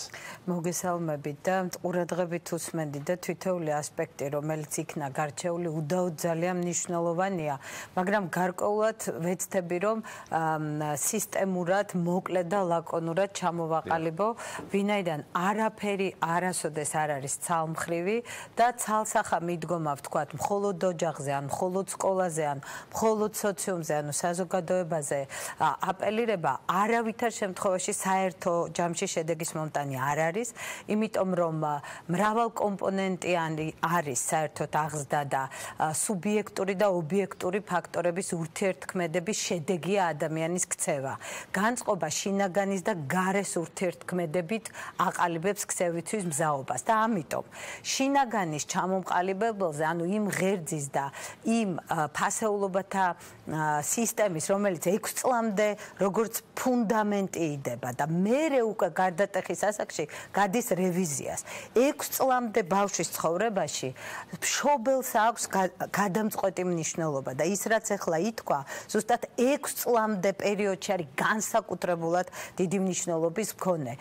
და მიუხედავად იმისა, რომ ბავშვები დადიან საბავშვო ბაღში, მაინც დედა და მამა არიან ის ეტალონები და მაგალითზე ითქვა, პირად მაგალითზე, რომელიც საუკეთესო ერთის მხრივ საუკეთესო მაგალითიც არის, მაგრამ თუ ეს მაგალითი ნეგატიურად მუშაობს, მაგრამ მაშინ ამ შემთხვევაში უარყოფითი მოდელის ჩამომყალიბებელია და აბსოლუტურად მართალია ძალადობის საკითხზე ხაზგასმა, იმიტომ რომ ძალადობა, რომელსაც ჩვენ ახლა აი ამ თავზარდამცემ ტრაგიკულ შემთხვევაში შევეხეთ, ეს არ არის შემთხვევითი, იმიტომ რომ ოჯახებში ძალადობა, აგრესია, სოციუმში და ოჯახში როგორც ერთ სოციალურ უჯრედში საქართველოში არის ძალიან მომძლავრებული და ბავშვები ბავშვობიდან დედის რძესთან ერთად მშობლების კონფლიქტში, ძალადობრივ გარემოში იზრდებიან. მათში შემდგომში რა ხდება? კომუნიკაციის დეფიციტია.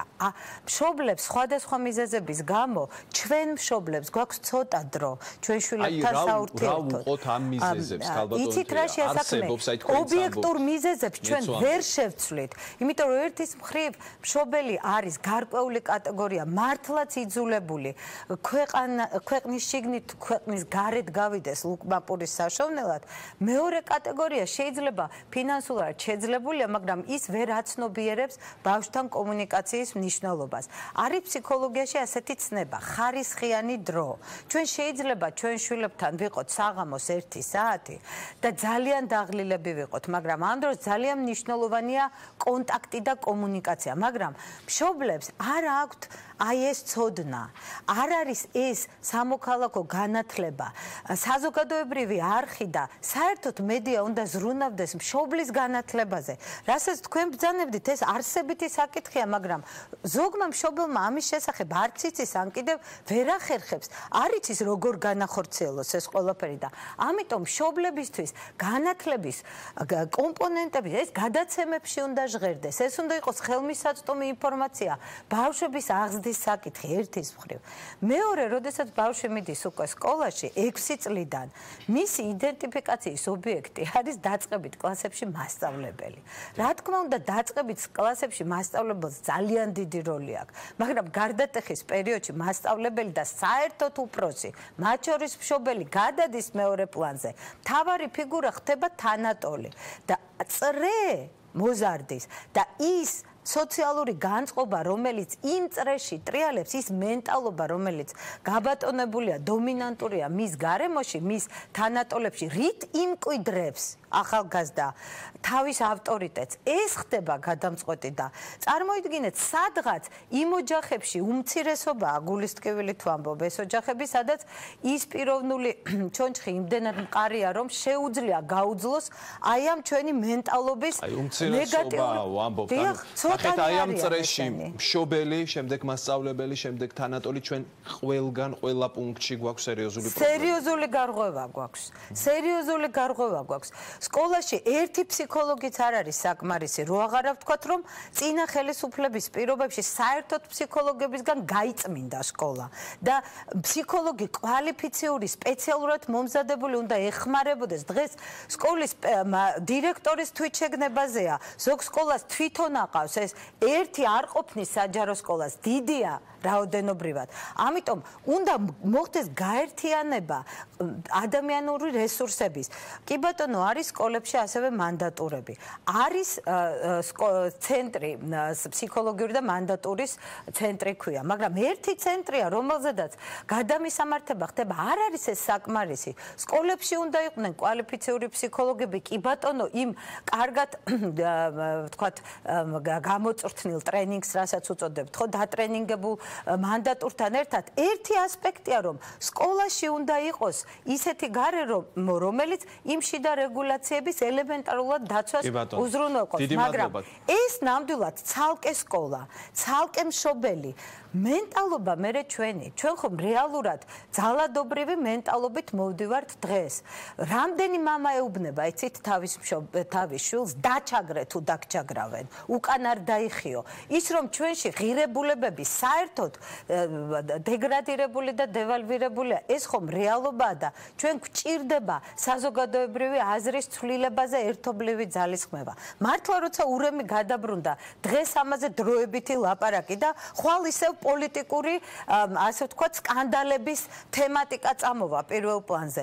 ასეთი გადაცემები და ამ თემაზე დისკუსიები უნდა იყოს პერმანენტული და იქნებ ამან გარკვეული წვლილი შეიტანოს ამ ადამიანების ცნობიერებაში. დიდი მადლობა. ჩვენ რეკლამის შემდეგ განვაგრძობთ საუბარს, სხვა სტუმრებსაც უნდა მივცეს სიტყვა და სხვაებიც შემოგვიერთდებიან ასევე და გაგრძელდება ეს ჩვენი საუბარი სულ რამდენიმე წუთში, ასე რომ დაგველოდეთ.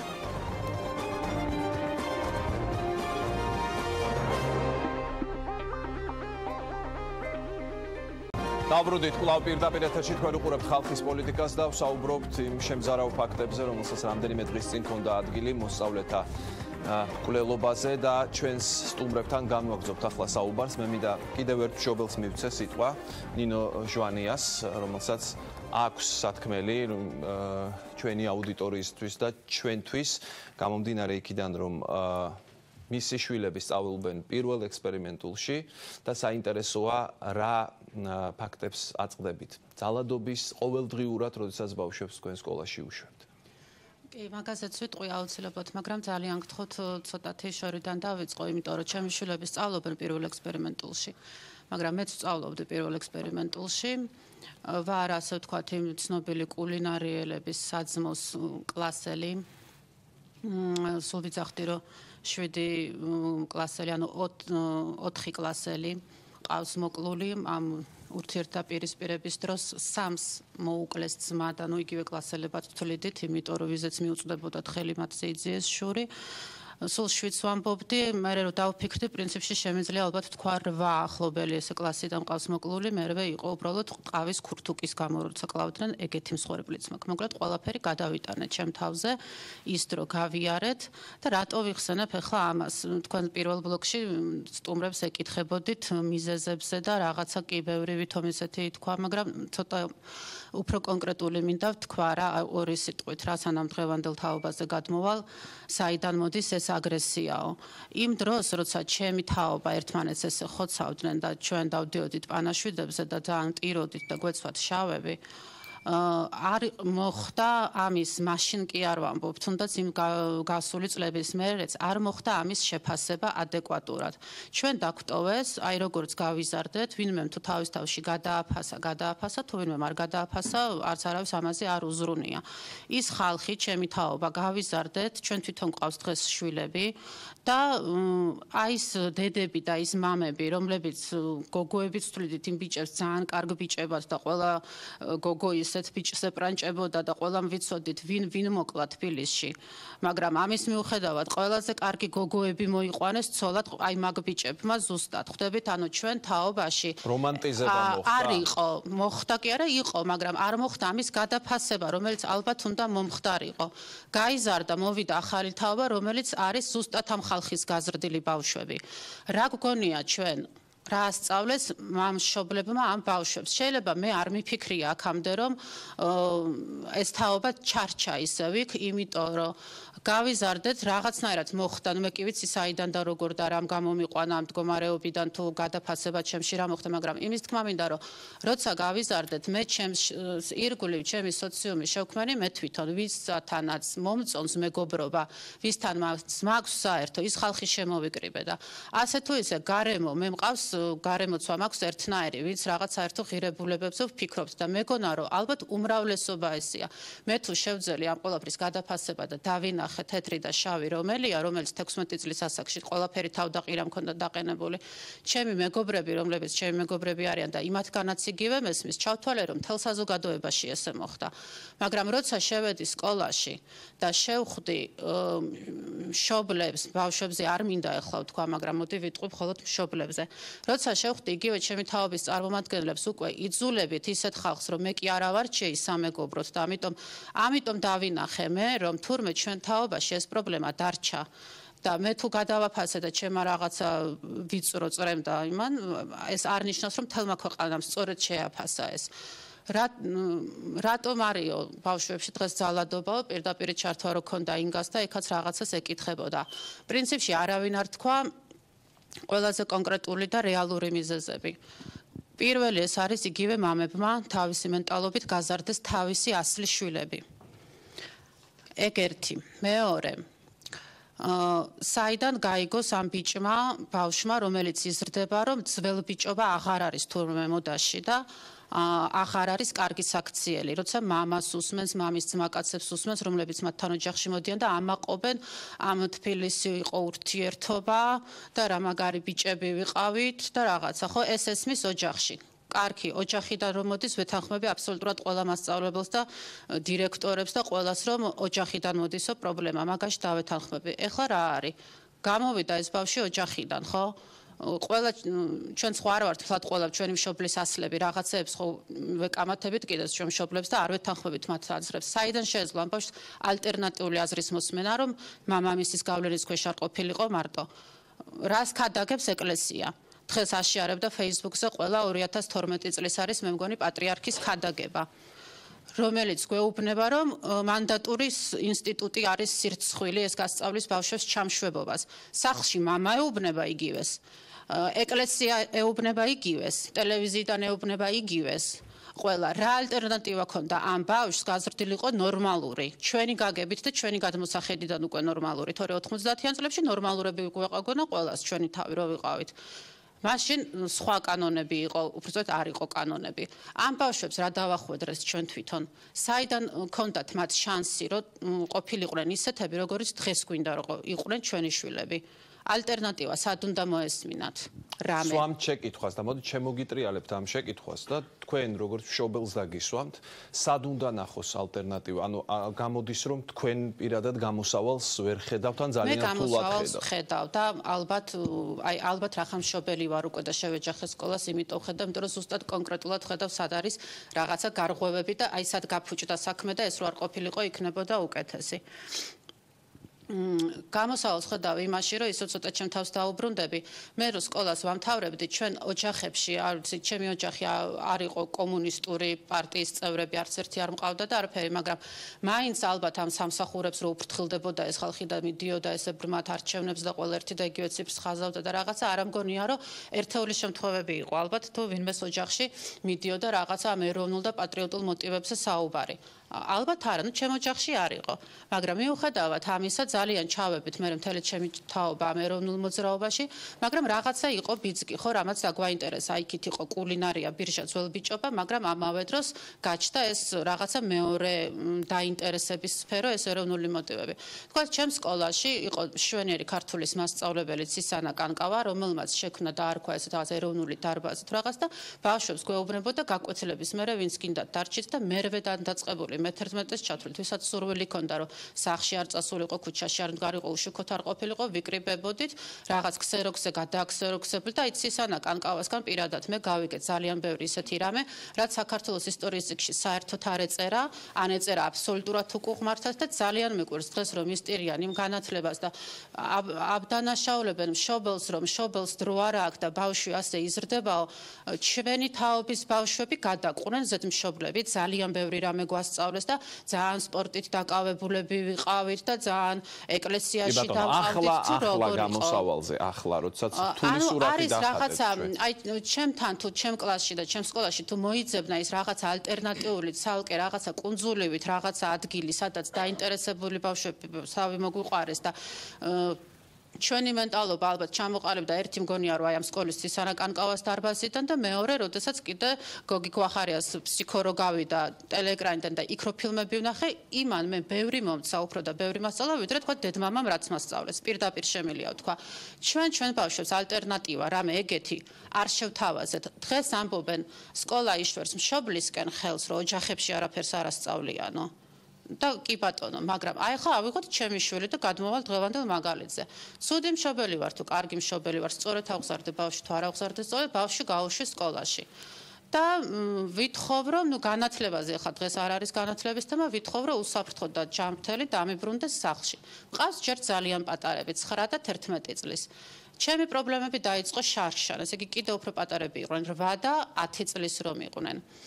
დაიწყო პრობლემები იმით რომ აი ბავშვებთან ბულინგი, რასაც ქვია კლასიკური გაგებით ბულინგი მოხდა ჩემს კლასში.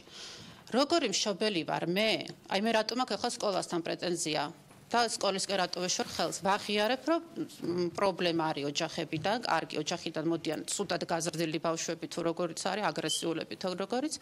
სკოლა მე ხო უნდა დამეხმაროს, როდესაც მე სკოლასთან მივედი პრობლემით, რომ ჩემ შვილს აქვს პრობლემა, ერთადერთი რეაქცია სკოლისგან იყო, აი ამის როგორც შეიძლება რაღაც მიჩუმათება, მიჩქმავა, რა თქინდა რომ გაახმაურე, რა თქინდა რომ თქვი, აიც როგორი მომენტია, მარტო გტოვებენ, მე მტოვებენ მარტო იმ მშობელთან, რომლის ბავშვთანაც ჩემ შვილს აქვს კონფლიქტი. ანუ სკოლა პასუხისგებლობას იხსნის. აი არიდებს თავს ყველანაირად. მე მგონია რომ რატომ არის ეს სკოლისთვის პრობლემა თქვენი აზრით? აი ვერ ხვდები ეს უფრო ალბათ მაინც პედაგოგებს და დირექტორებს უნდა გავსოთ. მე არ ველოდი, მე მართლა არ ველოდი ესეთ დამოკიდებულებას. მე მეგონა რომ მე ჩემი პრობლემა რომ მასწავლებელს მოუყევი ის უფრო ჩართული იქნებოდა და რაღაც აი შემატოვეს მარტო იმ მშობლებთან რომელთანაც მე მაქვს პრობლემა. როგორც კი უფრო გავახმაურე, აი საოცარი ეწყებათ როცა Facebook-ს, აი პირდაპირ მთხოვენ Facebook-ზე ნუ წერ, რატო დაწერე, რა თქინდა რომ გაახმაურე. აი Facebook-ზე რომ დაწერე იმ მშობელმა წაიკითხა, ნახე კონფლიქტი აი შენ რო არ დაგეწერა, არაფერი არ მოხდებოდა. არ ჯობდა ჩუმად ყოფილიყავი. აი პირდაპირ ესე მეუბნებიან. ეხლა არის ესეთი შემთხვევა, ნუ კარგი იქ რო იყო ჩაგვრან, დღეს ჩემი შვილი სკოლაში არ არის წასული, თვალი აქვს დაციებული, ნაცემია მაგარი. ჩემ შვილს ერთი თვის წინ მოხდა ზუსტად აი 9 წლისაც წითელ ჯემპრზე უთხრა თავისმა კლასელმა, რომ ბოზების ფერიაო ეგო და ბოზური ფერიაო, წითელი ფერი და ბოზი ხარო, რო გაცვიაო, ბიჭზია ლაპარაკი და პირველ ექსპერიმენტალურში, ამ ელიტარულ პირველ ექსპერიმენტალურში და 9 წლის ბიჭი მეკითხება, რომელმაც სიტყვა ბოზი მანამდე ქონდა გაგონილი როგორც ქალთან კონტექსტში, რომ რაღაც ცუდი ყოფაქცევის ქალს ეძახდა და მეკითხება, რომ ბიჭს რატომ მითხრესო და მე ეგრევე ვხვდები, რომ ესე იგი ეს არის ნათქვამი ეს ფრაზა, როგორც ქურდული მენტალობიდან გამომდინარე, რომ ქურდ ბიჭს წითელი ფერი და რაღაც პამიდორს არ ჭამდნენ ქურდები, თუ რაღაც აი ბავშვობიდან რომ ახლა. კი ბატონო, ნინო, მოკლედ თუ შეიძლება ამ შემდეგ ნიკოლოსთან და ბავშვები მოდიან ოჯახებიდან ესეთი გასაგებია, მაგრამ ვერც სახელმწიფო, ვერც განათლების სამინისტრო ვერაფერს ვერ გააკეთებს, რომ ბავშვის ოჯახში გაზრდის იმაში რაღაცა დაეხმაროს და შეცვალოს. ამიტომ მე პასუხისგებლობას ვაკისრებ განათლების სამინისტროს და სკოლას და დირექციას და ის იყო სრულიად საშინელება კიდე აქ წეღან თქვენმა სტუმარმა რო თქვა, რომ შალვა ნათელაშვილის ბავშვი რო სწავლდეს, ჩემი შვილი მალე თავის ქალების გაზომვას დაიწყებს, რომელი ბავშვი რომელთან იჯდეს და რომელი კანის ფერი და რომელი აღმსარებლობის და მეგრელი კახელთან იჯდეს თუ არა, თუ რანაირად უნდა დავყოთ ეს ბავშვები. კარგი, დიდი მადლობა ნიკოლოს. სკოლა, როცა ბავშვს აქვს პრობლემა, ადეკვატურად მომიგვაროს. ნიკოლოს წულუკიძეს მინდა მივესალმო და ამასთანავე ვთხოვო, გითხრას თავისი გამოცდილების შესახებ მას სკოლასთან შეხება ქონდა. აქ რაღაც წრე იკვრება ხომ ერთი მხრივ ოჯახი, სადაც ასევე ხედავენ პრობლემებს, სკოლა, სადაც ხედავენ პრობლემებს და თანატორებთან ურთიერთობა ასევე პრობლემებს შეიცავს. დაახლოებით 7 წელია რაც მე სკოლაში აღარ მუშაობ, მაგრამ მანამდე საკმაოდ დიდი გამოცდილება მქონდა სკოლაში მუშაობის. არაერთ სკოლაში მუშაობდი, უბრალოდ კერძო სკოლაშიც და საჯარო სკოლაშიც და ყველაზე რთული პერიოდი ჩემთვის დაიწყო მაშინ, როდესაც სკოლაში შემოვიდა მანდატორი. მაშინ არ იყვნენ, როდესაც მე მივედი, მე შემოვიდნენ ისინი და აბსოლუტური განცდა მქონდა და დარწმუნებული ვარ ჩემს სიტყვებში, რომ ისინი უფრო იყვნენ პედაგოგების გასაკონტროლებლად შემოსულები სკოლაში, ვიდრე ბავშვებისა. მე მაგალითად არაერთხელ დამიფიქსირებია, როდესაც ვატარებდი გაკვეთილს, რომ ვიღაცა იხედებოდა, მე ვიღაცა ნახულობდა ჟურნალს, რომ მე აღრიცხე თუ არ აღრიცხე და მე ბავშვი გძნობდა, რომ მე მეშინოდა მანდატური მაკონტროლებდა. მე და მას აბსოლუტური განცდა არ ქონდა იმისა, რომ მანდატური მას რაიმეს ან შენიშვნას მისცემ და სულ სხვა ფუნქცია რო ქონოდა მანდატურებს მე მითხრეს მე ჩემო კოლეგებმა იქ დარჩენილებმა რომ ცოტა შეიცვალა ეს დამოკიდებულება მე არ ვიცი სამწუხაროდ ეხლა რა მდგომარეობა მაგრამ მაშინ ბავშვი აბსოლუტურად თვალნათლად ხედავდა ვახო რომ მას მანდატურის შიში არ უნდა ქონოდა ყოველ შემთხვევაში იმ პერიოდში და იმ სკოლაში ასე ხდებოდა სადაც მე მუშაობდი. ეხლა ძალიან ძნელია, რომ ჩვენ მარტო ამ წრეში თითი გავიშვიროთ მასწავლებელსკენ. ეს ისე კომპლექსური თემაა, რომ ყველამ ჩვენი თავი უნდა აღზარდოთ. მე მესმის, რომ არ უნდა უთხრა ეხლა ზანეს აქ თქვენმა სტუმრებმა, ქალბატონმა თემაც თქვა, რომ არ უნდა უთხრა შვილს, რომ შენ აბარა მოერიე, მაგრამ არც ის არ შეიძლება ალბათ ქალბატონო თეა, რომ მე უთხრა, რომ კი მამა დაელაპარაკე, რომ მოგდებს დანით და პერსპექტივა არსებობს იმისა, რომ 12 ჯერ დაგარტყას და გააოგნებული საუბრობდა ქირურგი, რომ მე ესეთი სისასტიკე არ მინახავსო, უკვე იქ ძალიან რთული. ანუ გინდა არ გინდა, შენ შეიძლება აღზარდო ესეთი შვილი, მაგრამ იმ გარემოცვამ და იმ სისტემამ, რომელიც ნიკოლას, მაშინ რა უნდა უთხრას? რა უნდა უთხრას მშობელს? აი არის პოტენციური საფრთხე, ვთქვათ, ხო? ძალადობის საფრთხე, მამა, დედა რას ეუბნება ამ დროს თავის შვილს? ყველამ ერთად. ეხლა ეს საშინელი მოვლენა, რაც მოხდა ჩვენს რეალობაში, უნდა იყოს გაკვეთილი ყველასათვის, ეს არ უნდა იყოს ტრაგედია სტატისტიკისთვის, ეს არ უნდა იყოს რაღაცა Facebook-ზე და დაჩექინების და ლაივებისთვის მოდურ სიტუაციად, ეს უნდა იყოს გაკვეთილი საუბედუროდ, რომ ჩვენ ყველამ შევქნათ უფრო კეთილგანწყობილი გარემო.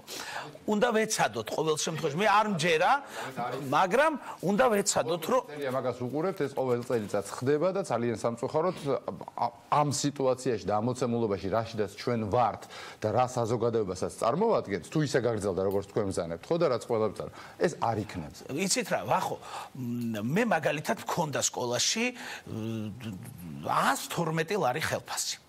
112 ლარი მქონდა ხელფასი, ვასწავლიდი თეატრის ისტორიას. ჩემს სკოლის მოსწავლეებს და რო უყურებდი გარემოს ძალიან ძნელი იყო, რომ შენ მოგეთხოვა შენი კოლეგებისათვის, რომლებიც შეიძლება 5-ვე დღე მუშაობდნენ და ქონდათ 17-18 საათი და შეიძლება 240 ლარი გამოსდიოდათ მათ ხელფასი, რომ ისინი ყოფილიყვნენ რაღაცა დილით ამოეკითხათ სია თუ არ იყვნენ ბავშვები გადაემოწმათ, რომ თქვენ გამოუშვით თუ არა.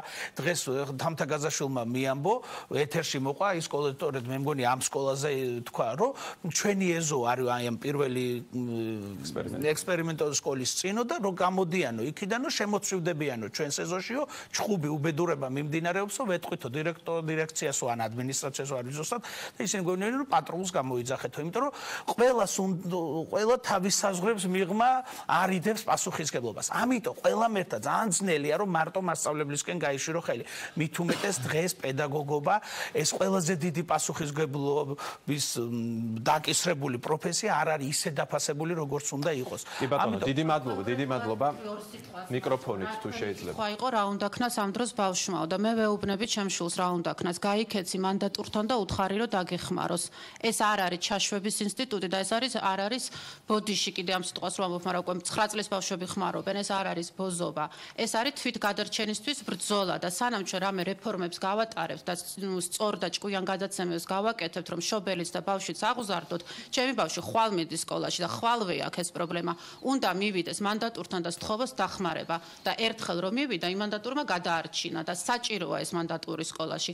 როდესაც გავატარებთ ისეთ კარგ რეფორმებს, რომ ყველანი ძალიან მშვიდები და კარგად აღზრდილები ვიქნებით, აი მერე გააუქმეთ. კარგით, მადლობთ. ანა არგანაშვილთან მინდა გადავიდე. თქვენი კომენტარი გქონდა ანონსში ჩასმული, სადაც ამბობთ, რომ შინაარსი ეს არის, რომ მოთხოვნებს, რაც ბავშვისთვის საჭიროა, სკოლები არ შეესაბამება. როგორ უნდა შეიცვალოს ეს ვითარება? საიდან უნდა დაიწყოს ამ ვითარების შეცვლა? პირველ რიგში, ჩემი ეს კომენტარი ეხებოდა ასევე იმ დისკურსაც, რასაც მე ახლა ვისმენ, ცოტა მოგვიანებით შემოგერთით, როგორ საუბრობთ საერთო ბავშვზე. ბავშვზე საუბრობთ როგორც უკვე ჩამოყალიბებულ პროდუქტზე, რომელსაც ვერაფერს ვეღარ უკეთებ, ასე ვთქვათ. თუ ყველა ბავშვი, მათ შორის რომელიც აბულინგებს ამ ჭყალებში ძალდობს, არის საჭიროებების მქონე. და ზუსტად იმიტომ, რომ ის საჭიროებები სადღაც არ დაკმაყოფილდა, მოხდა ის, რაც მოხდა. ანუ სინამდვილეში ყველა ბავშვი არის განვითარებადი და არც იქ მთავრდება საქმე, როდესაც როგორც აქ აღინიშნა, ვიღაცამ ვიღაცას რა დაუძახა. რაღაც ცოტა მეჩვენება, რომ ძალიან უმწეობის განცდაში ვართ ყველა. ეს მაწუხებს მართალი გითხრათ, იმიტომ რომ ბავშვები გვისმენენ იმავე სკოლებიდან, რომელსაც სახელებით ვასახელებთ, ის ბავშვები უფრო და უფრო უმწეოდ განიცდიან თავს და ენგრევათ მომავლის რწმენა და როდესაც დასრულები ვართ, მე მგონი ჩვენი შფოთვები ახლა ცოტა უნდა ვმართოთ, იმიტომ რომ გვინდა თუ არ გვინდა, ეს უნდა გავიაროთ. როგორ გავიაროთ? ელემენტარულად უნდა წავიკითხოთ სხვა ქვეყნის გამოცდილებები, ევროპის, ამერიკის შეერთებული შტატების გამოცდილებები და ძალიან თვალნათლად წერია. მაგალითად, მსჯელობა, რომ ბავშვი თუ უკვე მოსდევს რა ვქნა, გეტყვით, რომ ბულინგი არ იწყება გაკიდებით დანით. ბულინგი იწყება გაცილებით ძნელად შესამჩნევი და უფრო რბილი ფორმებით და სწორედ იქ უნდა ინტერვენცია და იქ უნდა ყურადღება. ანუ ეს არ არის ისეთი თემა, რომელიც არის უმართავი, ბავშვის საჭიროებები არის ხილული, პროფესიონალი ხედავს, მშობლებიც ხედავენ, რომლებსაც ასწავლიან და სკოლა უბრალოდ აქამდე რახან იყო სახელმწიფო პრიორიტეტებში რაღაც 0-თან უნდა ავიდეს ზემოთ და მიიღოს რესურსი, რომ დაინახოს საჭიროებები და მოერგოს საჭიროებებს. ძირითადი მოთხოვნა სწორედ ეხლა მოვდივარ განათლების სამინისტროდან, იქ იყო მინისტრთან შეხვედრა, როგორც იცით, უწყებათა შორისი კომისია შეიქმნა. ძირითადი მოთხოვნა იცით რა იყო მაგალითად ჩემი და ჩემი ორგანიზაციის ჩვენ არ უნდა გავჩერდეთ მარტო ძალადობის საკითხს, იმიტომ რომ ვერც ერთი მარტო ფსიქოლოგი ვერ მოაგვარებს, ვერც მარტო სკოლა და ვერც მარტო მშობელი, ხო?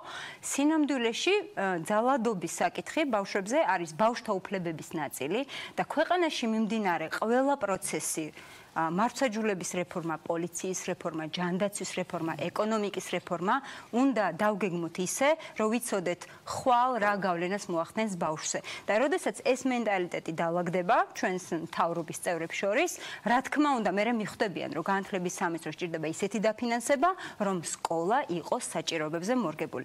და კიდე ერთი საკითხი არ მესმის, ანუ მე ვერ ვხედავ ვერც ცალკე ოჯახს და ვერც ცალკე სკოლას. ერთობლიობაშია და უფრო მეტიც ბავშვი ამ ყველაფრის ნაწილი, ანუ ეს სამკუთხედია და ბავშვის მონაწილეობის გარეშე ვერც სკოლა იმუშავებს და ვერც ოჯახი. ანუ ვერ გადავაბარებ ვერავის პასუხისმგებლობას. ეს თეორიულად, მაგრამ რეალურად, პრაქტიკულად ეს ასია, არის ეს ერთიანობა? თუ ანუ სადაც არის მაგალითად, მე არ დავასახელებ სკოლას, სადაც თქვა ჩემი შვილი სწავლობს, იმიტომ რომ არ მინდა სხვა ბავშვმა იგრძნოს თავი ცუდად, თუ იქ არ სწავლობს, დავუშვათ, მაგრამ მე გეტყვით, რომ სადაც ჩემი შვილი სწავლობს, კი, ჩვენ მუშაობთ ესე მშობელი, მასწავლებელი, ბავშვი და აბსოლუტურად ვცდილობთ ყოველდღე ვისწავლოთ ბავშვისგან, როგორ ვიყოთ უკეთესი მშობელი და მასწავლებელი. რატომ არ ხდება ეს სხვა სკოლებში? იმიტომ რომ აქამდე ამაზე არ გვიფიქრია. აქამდე პრობლემა არ იყო. აქამდე არ დავფიქრდით და არ მოგვინდომებია. მე ვფიქრობ არის ცალსახად მონდომების საკითხი, გაცნობის საკითხი. ანუ არ არის ისეთი პრობლემა, როდესაც ჩვენ უნდა გლოვის რეჟიმში ჩავრჩეთ. ჩვენ ვართ დასრული, პასუხისმგებლიანი ადამიანები და გადავერთოთ ნელ-ნელა მოგვარების რეჟიმში და ეს არის აბსოლუტურად ჩვენს ხელში. ჩვენ შეგვიძლია ვაკონტროლოთ ეს სიტუაცია. კი ბატონო, მარი კორკოტაძეს მინდა მივცე სიტყვა და მოვისმინო მისი მოსაზრება. მოგესალმებით, პირველ რიგში მინდა არ ვიცი მიუსამძიმრო ამ ბავშვების ოჯახებს მართლაც საშინელება ეს ყველაფერი და მე ვისაუბრებ როგორც შეზღუდული შესაძლებლობების მქონე ბავშვის მშობელი და ვიტყვი იმას, რომ ჩვენ შვილებს, ანუ ჩვენი შვილები უფრო მეტად არიან ძალადობის მსხვერპლი და უფრო მეტად დაუცველები, იმიტომ რომ ხშირ შემთხვევაში ჩვენ არ გვაქვს იმის ფუფუნება, რომ თუ მასზე ვინმე ძალადობს, რომ ეს ჩვენმა შვილებმა გვითხრან, იმიტომ რომ უმეტესობა მათგან შეიძლება ვერ მეტყველებდეს და ანუ საკუთარი თავის დაცვის ანუ შესაძლებლობაც არ ქონდეთ ამ ბავშვებს. მე მინდა აღვნიშნო ორი ფაქტი, რომელიც ამ წუთას ხდება ერთ-ერთ სკოლაში და თქვენ ცნებართვით თუ გინდათ მე დავასახელებ ამ სკოლას, მე მშობლიდან ავიღე ნებართვა, არის სპეციალური საგანმანათლებლო საჭიროების მქონე მოსწავლე და მასზე ძალადობენ მისი თანაკლასელები, ეს არის სიტყვიერი შეურაცხყოფა, საბედნიეროდ ბავშვი ამას ეუბნება დედას, როგორც დედა ამბობს, მთელი სკოლის ადმინისტრაცია და მასწავლებლები არიან ამ ბავშვის მხარეს, როდესაც დირექტორი ეცადა მოგვარებას მშობლებთან ამ პრობლემის, წამოვიდა უფრო მეტი აგრესია მშობლებიდანაც და ბავშვებიდანაც და რატომ? მშობლები მოითხოვენ, რომ ეს ბავშვი არ უნდა სწავლდეს ამ სკოლაში, ანუ ისინი თვლიან, რომ შეზღუდული შესაძლებლობის მქონე ბავშვები სკოლებში არ უნდა დადიოდნენ. მე ვგულისხმობ საჯარო სკოლებს, ანუ მათთვის ცალკე უნდა არსებობდეს სივრცე. და ცოტა ხნის წინ მომხდარი ფაქტიც მინდა გავიხსენო, ამ შემთხვევაში საქმე გვაქვს მასწავლებლის მხრიდან ეგრეთ წოდებულ ბულინგს, როდესაც მასწავლებელმა აიძულა ერთი ბავშვი, რომ მისი თანაკლასელი, რომელიც არის სპეციალურ საგამოწმო საჭიროების მქონე მოსწავლე, გადაიღო მისთვის ფარულად ვიდეო, არ ვიცი ეს რისთვის ჭირდებოდა და როდესაც ეს ამბავი გახმაურდა, დედამ გაასაჩივრა, რა თქმა უნდა, ეს ჩვენ ვიყავით ჩართულები, ვეხმარებოდით ამ დედას და ამ მასწავლებელმა სამწუხაროდ მიიღო მხოლოდ გაფრთხილება. მართალია, ცოტა მოგვიანებით ის გაუშვეს სკოლიდან, მაგრამ მე ვფიქრობ, რომ ასეთ შემთხვევებში უნდა იყოს ძალიან მკაცრი რეაგირება, განსაკუთრებით სამინისტროს მხრიდან. და ვიტყვი კიდევ ერთ რამეს, როდესაც შეზღუდული შესაძლებლობის მქონე ბავშვი არის სკოლაში, ამ დროს ძალიან დიდი სამუშაოებია ჩასატარებელი თავად ბავშვებთან და ამ ბავშვების, ანუ თანაკლასელების მშობლებთან, რომ არ მოუწოდნონ დედას, რომ გადაიყვანოს თავისი შვილი. ანუ წინასწარ უნდა ხდებოდეს, ფსიქოლოგი უნდა ხდებოდეს ამ კლასს, აცნობდეს ამ ბავშვის შესახებ, მისი მდგომარეობის შესახებ, რომ წინასწარ პრევენცია მოახდინონ, რომ ეს ბავშვი არ გახდეს დაცინვის ობიექტი ან მსგავსი რამ და რაც შეეხება აი გამოსავალთან დაკავშირებით ვიტყოდი ერთ რამეს მე ესე ვხედავ როდესაც საუბრობთ განათლების სამინისტროზე, სკოლაზე, შინაგან საქმეთა სამინისტროს კოორდინაციაზე, ამ დროს აუცილებლად ჩართულები უნდა იყვნენ თავად მშობლებიც. ან წარმომადგენლობა უნდა იყოს მშობლების, რაღაც მრგვალი მაგიდა უნდა არსებობდეს და მშობლებიც უნდა ისყვნენ ამ მრგვალ მაგიდასთან. და ყველაზე მთავარი ვფიქრობ, რომ ჩვენ სკოლებში დღეს გვჭირდება მშობელთა კლუბები.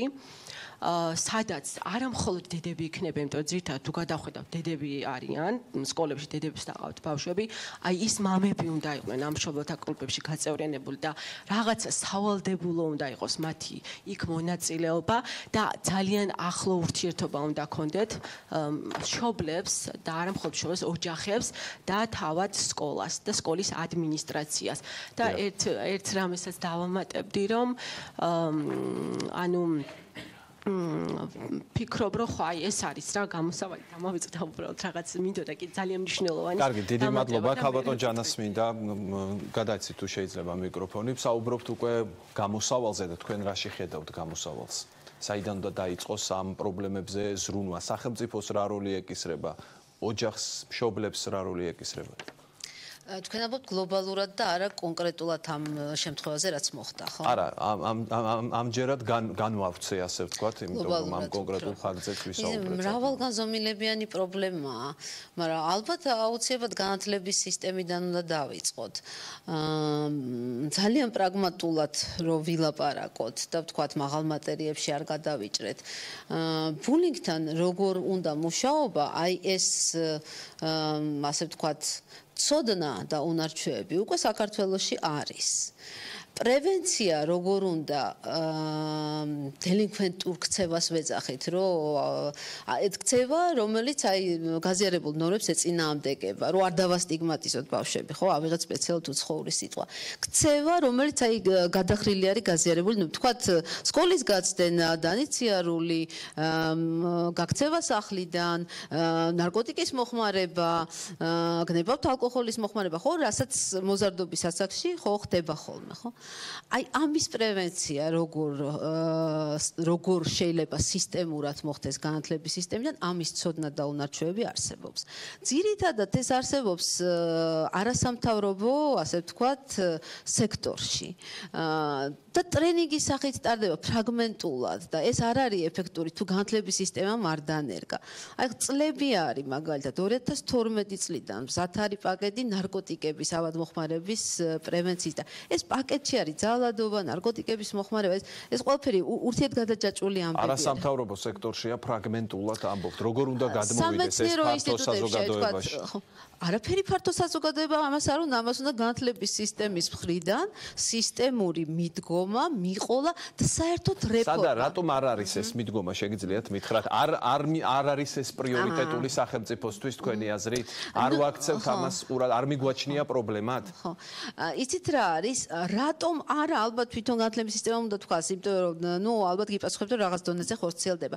საქმე იმაშია, რომ კეთილი ნება უნდა იყოს განათლების სისტემის რეალური რეფორმის. და აი ხა მე ბატონს ვუსმენდი იქ და მან ფარული გზავნილი თქვა, რომ ფაქტობრივად ღირსება აყრილი იყო სკოლაში. ხონდა 112 ლარი ხელფასი და დარწმუნებული ვარ, რომ მის მოსწავლეებს მობილური 10-ჯერ მეტი ღირებულების და ფასეულობის ედოთ ჯიბეში და ეშინოდა მანდატურის. თქვენ წარმოგიდგენთ წარდგენიათ, როგორი ასე ვთქვათ, შეშფოთებული, შეშინებული არსება არის მისი აღწერით ის პედაგოგი, რომელიც ასწავლის ბავშვს. შეშინებულ ადამიანს, შეშფოთებულს, რომელსაც განცდა აქვს, რომ ასე ვთქვათ, ღირსება აყრილი აქვს იმის გამო, რომ ჯეროვანი ანაზღაურება არ აქვს, მისი მოსწავლე მასთან უფრო ასე ვთქვათ, წარმატებულია, ასე ვთქვათ, ხო? და ასე შემდეგ. აი ხვდებით, რითი დაიწყო ჩვენ მქონდა პოლიციის წარმატებული რეფორმა ქვეყანაში და რითი დაიწყო? ახალი კადრები, მაგრამ აგრეთვე ღირსეული ხელფასების დანიშვნით, ხო? ანუ რისი თქმა მინდა, რომ თუ არ მოხდა კეთილინება და იმ ანას ვეთანხმები, პრიორიტეტი თუ არ გახდა ეს სახელმწიფოსთვის, რომ განათლების სისტემამ უნდა ვთქვათ, არა ვაშლი დაარიგოს და ეს არ უნდა იყოს, ასე ვთქვათ, მთავარი ფოკუსი, არამედ მთავარი ფოკუსი უნდა იყოს, როგორ გავხადოთ პედაგოგი უფრო გავლენიანი სკოლის სივრცეში, როგორ აღჭუროთ აუცილებელი უნარ-ჩვევებით, როგორ გავხადოთ სკოლა უფრო მგრძნობიარე ძალადობის მიმართ, როგორ აღჭუროთ სკოლა ადრეული გამოვლენის მექანიზმებით, იმიტომ რომ ბულინგს ადრეული გამოვლენა უნდა. პასუხისმგებლობის უდიდეს წილს აკისრებთ სახელმწიფოს. რა საკვირველია სახელმწიფოს, თუმცა სახელმწიფო და ჩვენ ერთი განუყოფელი ვართ, ხო, საზოგადოება, მაგრამ ისეთ რა არის, მე ეხლა არ მინდა ვილაპარაკოთ ბრალეულის მოძებნის და განტევების ვაცის მოძებნის ტერმინებში, ყუდიანების დევნის ტერმინებში, რომ ის ცუდია, მე კარგი ვარ. არა, ჩვენ გვინდა ვისაუბროთ გამოსავალზე. გამოსავალი არის იმაში, რომ სახელმწიფოს კონდეს კეთილინება, რომ განათლების სისტემა აღჭურვოს სისტემური მიდგომით ძალადობის დაძლევის, მაგრამ ამისათვის განათლების სისტემის სრული რეფორმაა საჭირო. იმიტომ რომ მაგალითად საქართველოში არის მაგალითად ვალდორფის სკოლა ავიღოთ, ხო? სადაც სკოლის ატმოსფერო გამორიცხავს ძალადობას. ანუ რისი თქმა მინდა, აქაც არის ძალიან კაი მაგალითები, რომლის ათვისებაც შეიძლება, არის ცოდნა, არის უნარ-ჩვევები, არის გამოცდილება დაგროვილი, უფრო სისტემურად უნდა დავნერგოთ და ბიუჯეტი გავიმეტოთ ამაზე. დიდი მადლობა, მგონი განსხვავებული მოსაზრება აქვს ბატონ ლევანს და შემდეგ ანასთან გადავა. გაკეთებული მაქვს, მადლობთ. რა თქმა უნდა, ახლა თავისთავად ვეთანხმები ყველა ამ პათოსში ანამაცარაძის ლაპარაკა, ალბათ ჯანამაცარაძის ლაპარაკა, უფრო ღრმად რომ ჩავიდეთ, მაინც ხედავ რომ ჩვენ სულ ყველა ასე ვთქვათ, ვიხსნით პასუხისმგებლობას და უფრო მეტ პასუხისმგებლობას ვანიჭებთ სახელმწიფოს, მიუხედავად იმისა, რომ თქვენ ბრძანებთ, რომ საზოგადოება და სახელმწიფო ერთი და იგივე არის და არა, მე სხვა რამის თქმა მინდა იცით, რომ ყველაფერი იწყება მოქალაქიდან, იმიტომ რომ სახელმწიფო არის მოქალაქეების გაერთიანება და მეტი არაფერი. ის რომ ჩვენ გვაქვს გერბი, რო გვაქვს საკუთარი ფული და გვაქვს დამოუკიდებლობა, მაგრამ არა გვაქვს თავისუფლება, თავისუფლები არა ვართ ჩვენ თვითონ, ეს არის ძირითადი პრობლემა. ჩვენ ვფიქრობთ, რომ სახელმწიფოს ახლაც იმაზე მეტ ფუნქციას ვაძლევთ ამ საკითხში? არა, სახელმწიფოს თავისი ფუნქცია აქვს და ეს რაც ხალბატონმა ჯანამ ილაპარაკა, რა თქმა უნდა, მოსათხოვნი არის, მაგრამ მოსათხოვნია შენ თავთან პირველ რიგში, მას მერე როდესაც ახლა ანა ლაპარაკობდა, ხო, რა თქმა უნდა, სრულიად ვეთანხმები უზარმაზარ წილში, რასაც ანა ლაპარაკობს, თავიდან ბოლომდე. უბრალოდ თუ ონტოგენეზისში განვიხილავთ ამას, ანუ ბიოლოგიური ტერმინია და ანტიბოდიში ადამიანის ასე ვთქვათ დაბადებიდან რაღაცა და ეს ყველაფერი არის სეგმენტ და სკოლაში არ მიდის ბავშვი დაბადების მომენტში, ხო? როგორც თავიდან პირველივე ბლოგში ვთქვით, ჩემი ღრმა რწმენით იწყება ბავშვის მოქალაქედ ჩამოყალიბება იმ დროს, როდესაც უდიდეს ნაწილს ის ატარებს მშობლებთან. შემდეგ მიდის სკოლაში, შემდეგ რა თქმა უნდა ვთხოვთ სკოლას იმას, რასაც უნდა ვთხოვდეთ, რომ ეგრეთ წოდებული ზედნაშენი არ მიყვარს ახლა ეს სიტყვა, მაგრამ ეგრეთ წოდებული ზედნაშენი მოხდეს და ბავშვი არ წავიდეს თქვა სხვა მიმართულებით. ლოგიკურად გაგრძელდეს ეს. რა თქმა უნდა, მაგრამ თავი და თავი არის მოქალაქე მშობელი, რომლის ხელში არის პირველად ბავშვი. რა თქმა უნდა, იქნება და თქვენ დასვით ძალიან სწორი კითხვა, რომ აი ამ მოქალაქე მშობელმა რომ არ იცის ემპათია როგორ უნდა განუვითაროს და კითხვა როგორ უნდა შეასწავლოს. ნუ კითხვა შესაძლებელია უკვე სკოლის ასაკის არის და მანამდე სულ არ არის საჭირო ბავშვი დავტვირთოთ კითხვით, როდესაც ის უნდა თამაშობდეს და ბევრს თამაშობდეს, ხო? მაგრამ მისაბაძი მაგალითი, აი როგორ უნდა გააკეთოს, როდესაც თვითონ მშობელმა არ იცის, არ უნდა შორს წასვლა, არ გვინდა ტარიელი და ავთანდილი, მას ისწავლის მერვე კლასში, მე მერვე კლასში ვსწავლოდი, მაგრამ მანამდე თუ შენ გინდა და თუ შენ თვითონ ხარ წესიერი მშობელი, მაშინ შენ ეტყვი იმას, რაც უკვე ვთქვით, ხო, რომ აი ნახე მამამ რა კარგი რამე გააკეთა, აი ნახე დედამ რა კარგი რამე გააკეთა და ემპათია ვითარდება. თუ შენ ეს არ გინდა და შენ ამას ვერ ხვდები, რა თქმა უნდა, ჩაკეტილი წრე გამოდის და ამას ვერ გავარღვევთ. ამას ვეთანხმები აბსოლუტურად, რომ უზარმაზარი გამოცდილება არსებობს სოფლიოსი, საქართველოს არ არის მარტო ბევრმა დასავლურმა ქვეყანამ საითქენაც ჩვენ უნდა ვიაროთ და ის ღირებულებები უნდა გავიზიაროთ, გაიარა ეს სკოლა და გადახედვა შეიძლება ამისი. საიდან უნდა დავიწყოთ და რაღაცა არ ვიცი, მე ამისი ექსპერტი არ ვარ, სადღაც უნდა გაირღვეს. თორე იქნება ყოველთვის წელიწადში. დიდი მადლობა. შეიძლება ცოტა ხანში. ეხლავე დაასრულებ შენ. და შემდეგ ანა. საუბრობ საიდან უნდა დავიწყოთ.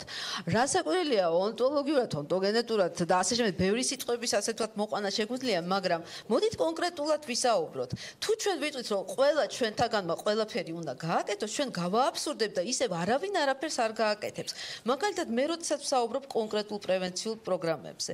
არის კონკრეტული პრევენციული პროგრამები, რომელსაც პირდაპირ ქვია, ბჭყალებში მოვიყვანეთ, იმიტომ რომ თარგმანი უხეშია. კარგი მშობლობის უნარ-ჩვევები. ანუ როგორ მოусმინო ბავშვს, როგორ დაეხმარო პრობლემის გადაჭრაში, როგორ იყო ემპათიური. ანუ პრევენცია თქვენ გონიათ რაღაცა იმას. რაკეტების მეცნიერებას არა, აბსოლუტურად მე თქვენ გეთანხმებით პრინციპულად, უბრალოდ მე წარმოვიდგინეთ თქვენი ლაპარაკიდან, მე დამშა შტაბეჭდილება რომ ეს იწყება რაღაცა გარკვეულ ასაკში, როდესაც ის სკოლაში არის და გაცილებით უკვე ადრე, ხო? არა, უბრალოდ სკოლის ნაწილზე იყო შეკითხვა და ამაზე ილაპარაკა. მუსლატყოფნამდე იწყება და მუსლატყოფნის პერიოდში იწყება და რასაკვირველია თითოეული ჩვენთაგანი როლური მოდელი ვარ და ასე შემდეგ. შეგვიძლია იმხელად კომპლექსური პრობლემაა ჩვენ საზოგადოებაში ძალადობის ტოლერირება, რომ შეგვიძლია ყველა დონეზე დავასახელოთ მიზეზი. მაგრამ რასაკვირველია განათლების სისტემას უნდა ჰქონდეს გარღვევის ასე ვთქვათ. დიდი მადლობა. გმადლობთ ანა სუბელიანს მინდა დაუსვა შეკითხვა აქ. დაისვა ასეთი საკითხი, საიდან უნდა დავიწყოთ?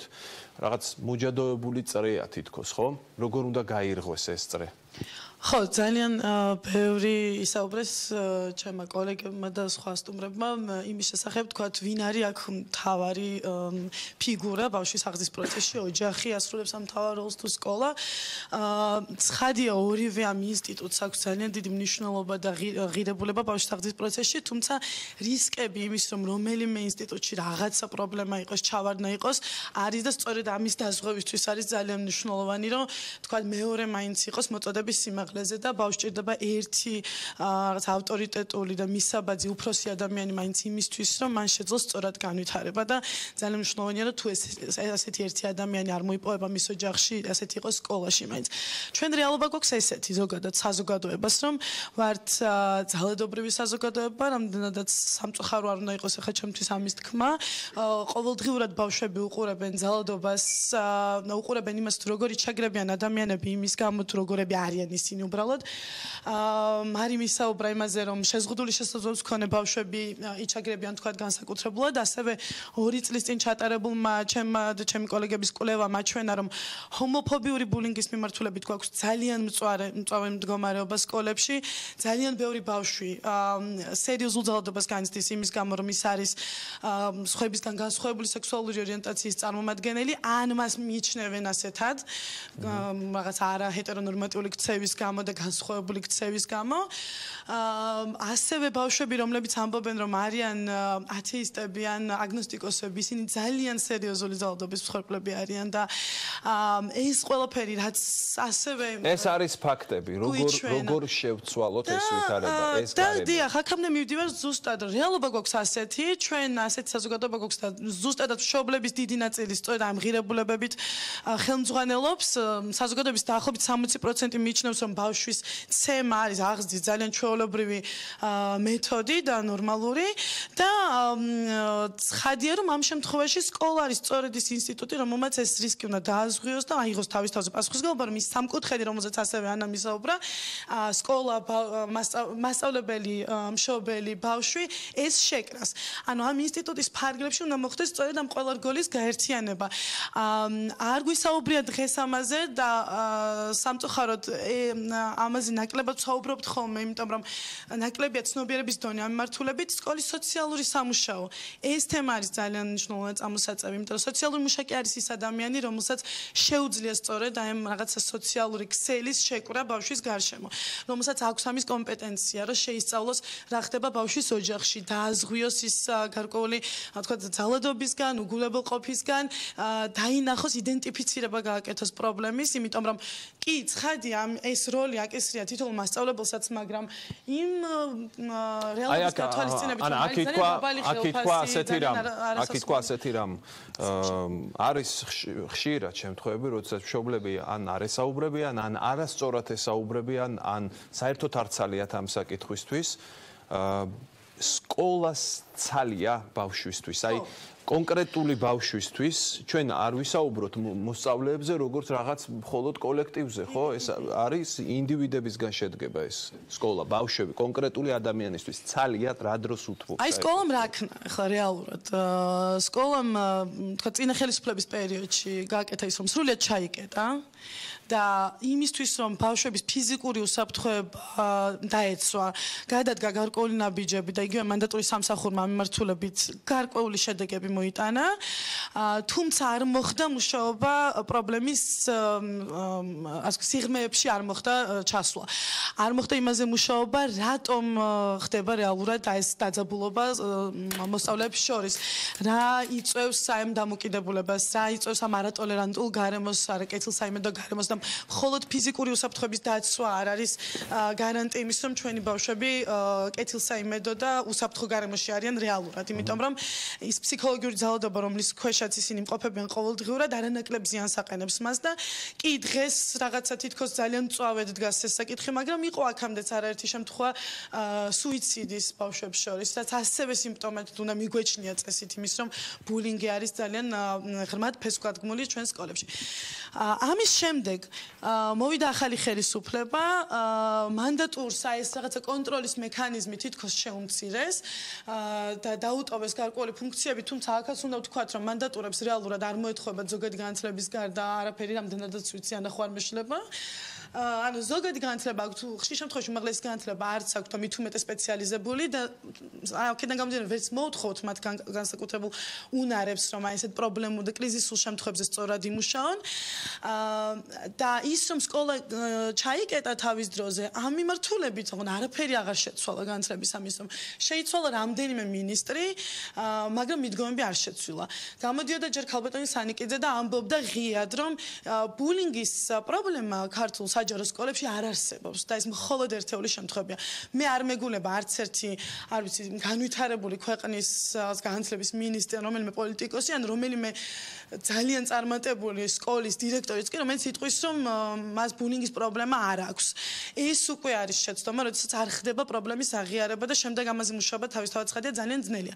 რამდენიმე წელია ვამტვრევთ განათლების სამინისტროს კარებს, გვაქვს აი ჯანამ ისაუბრა, რომ ნამდვილად არის გამოცდილება უკვე ანტიბულინგური პროგრამების, გარკვეული პრაქტიკა არსებობს, მათ შორის ჩვენმა ორგანიზაციამ შეიმუშავა პირველი კომპლექსური ბულინგის დაძლევაზე მიმართული სასკოლო პროგრამა, რომელიც გულისხმობს ყველა რგოლთან მუშაობას, მასწავლებელთან, ბავშვთან, მშობელთან, ყველა ასაკობრივ კატეგორიასთან ბავშვების, მათ შორის და ტექნიკურ თანამშრომლებთანაც კი, რომლებიც არიან მძღოლი კაფეტერიის თანამშრომელი და სხვა, იმიტომ რომ მათ აქვთ ის შესაძლებლობა, რომ არაფორმალურ გარემოში დააკვირდნენ ბავშვებს. და ამ პროგრამით ჩვენ უკვე რამდენიმე წელია, ესე იგი, ლამის თვეში ერთხელ მივიდივართ განათლების სამინისტროში, ვაგზავნით წერილებს, უარს არავინ არ გვეუბნება თანამშრომლობაზე, მაგრამ არც თანხმობა უკვე ამდენი წელი არ გახდა შესაძლებელი. ირაკლი მიაწოდეთ თუ შეიძლება მიკროფონი, ვსაუბრობთ ერთი მხრივ თუ როგორ მივედით ამ ხელა ტრაგედიამდე და მეორე მხრივ როგორ მოვიქცეთ ახლა, რომ მომავალში მაინც თავიდან ავირიდოთ მსგავსი შემთხვევები. მადლობა ვახო. პირველ რიგში ძალიან ბევრი მოსაზრება ითქვა და სათქმელიც ბევრი დაგროვდა. არ შეიძლება შეფასების გარეშე დარჩეს გირჩის წარმომადგენლის კომენტარი, რომელიც საუბრობდა იმაზე, რომ შეუძლებელია განსხვავებული ღირებულების მქონე მშობლების შვილების სწავლობდნენ ერთ სივრცეში და უნდა მოახერხოთ მათი როგორმე გამიჯვნა. ამ ყველაფერს ქვია ფაშიზმი, ისევე ქვია ფაშიზმი, როგორც ქვია სპეციალური საჭიროების მქონე მოსწავლეების საჯარო სივრცეებიდან გაყვანას. ამ საშის განცხადებებს თავის სახელი ჩემი აზრით უნდა დაერქვას.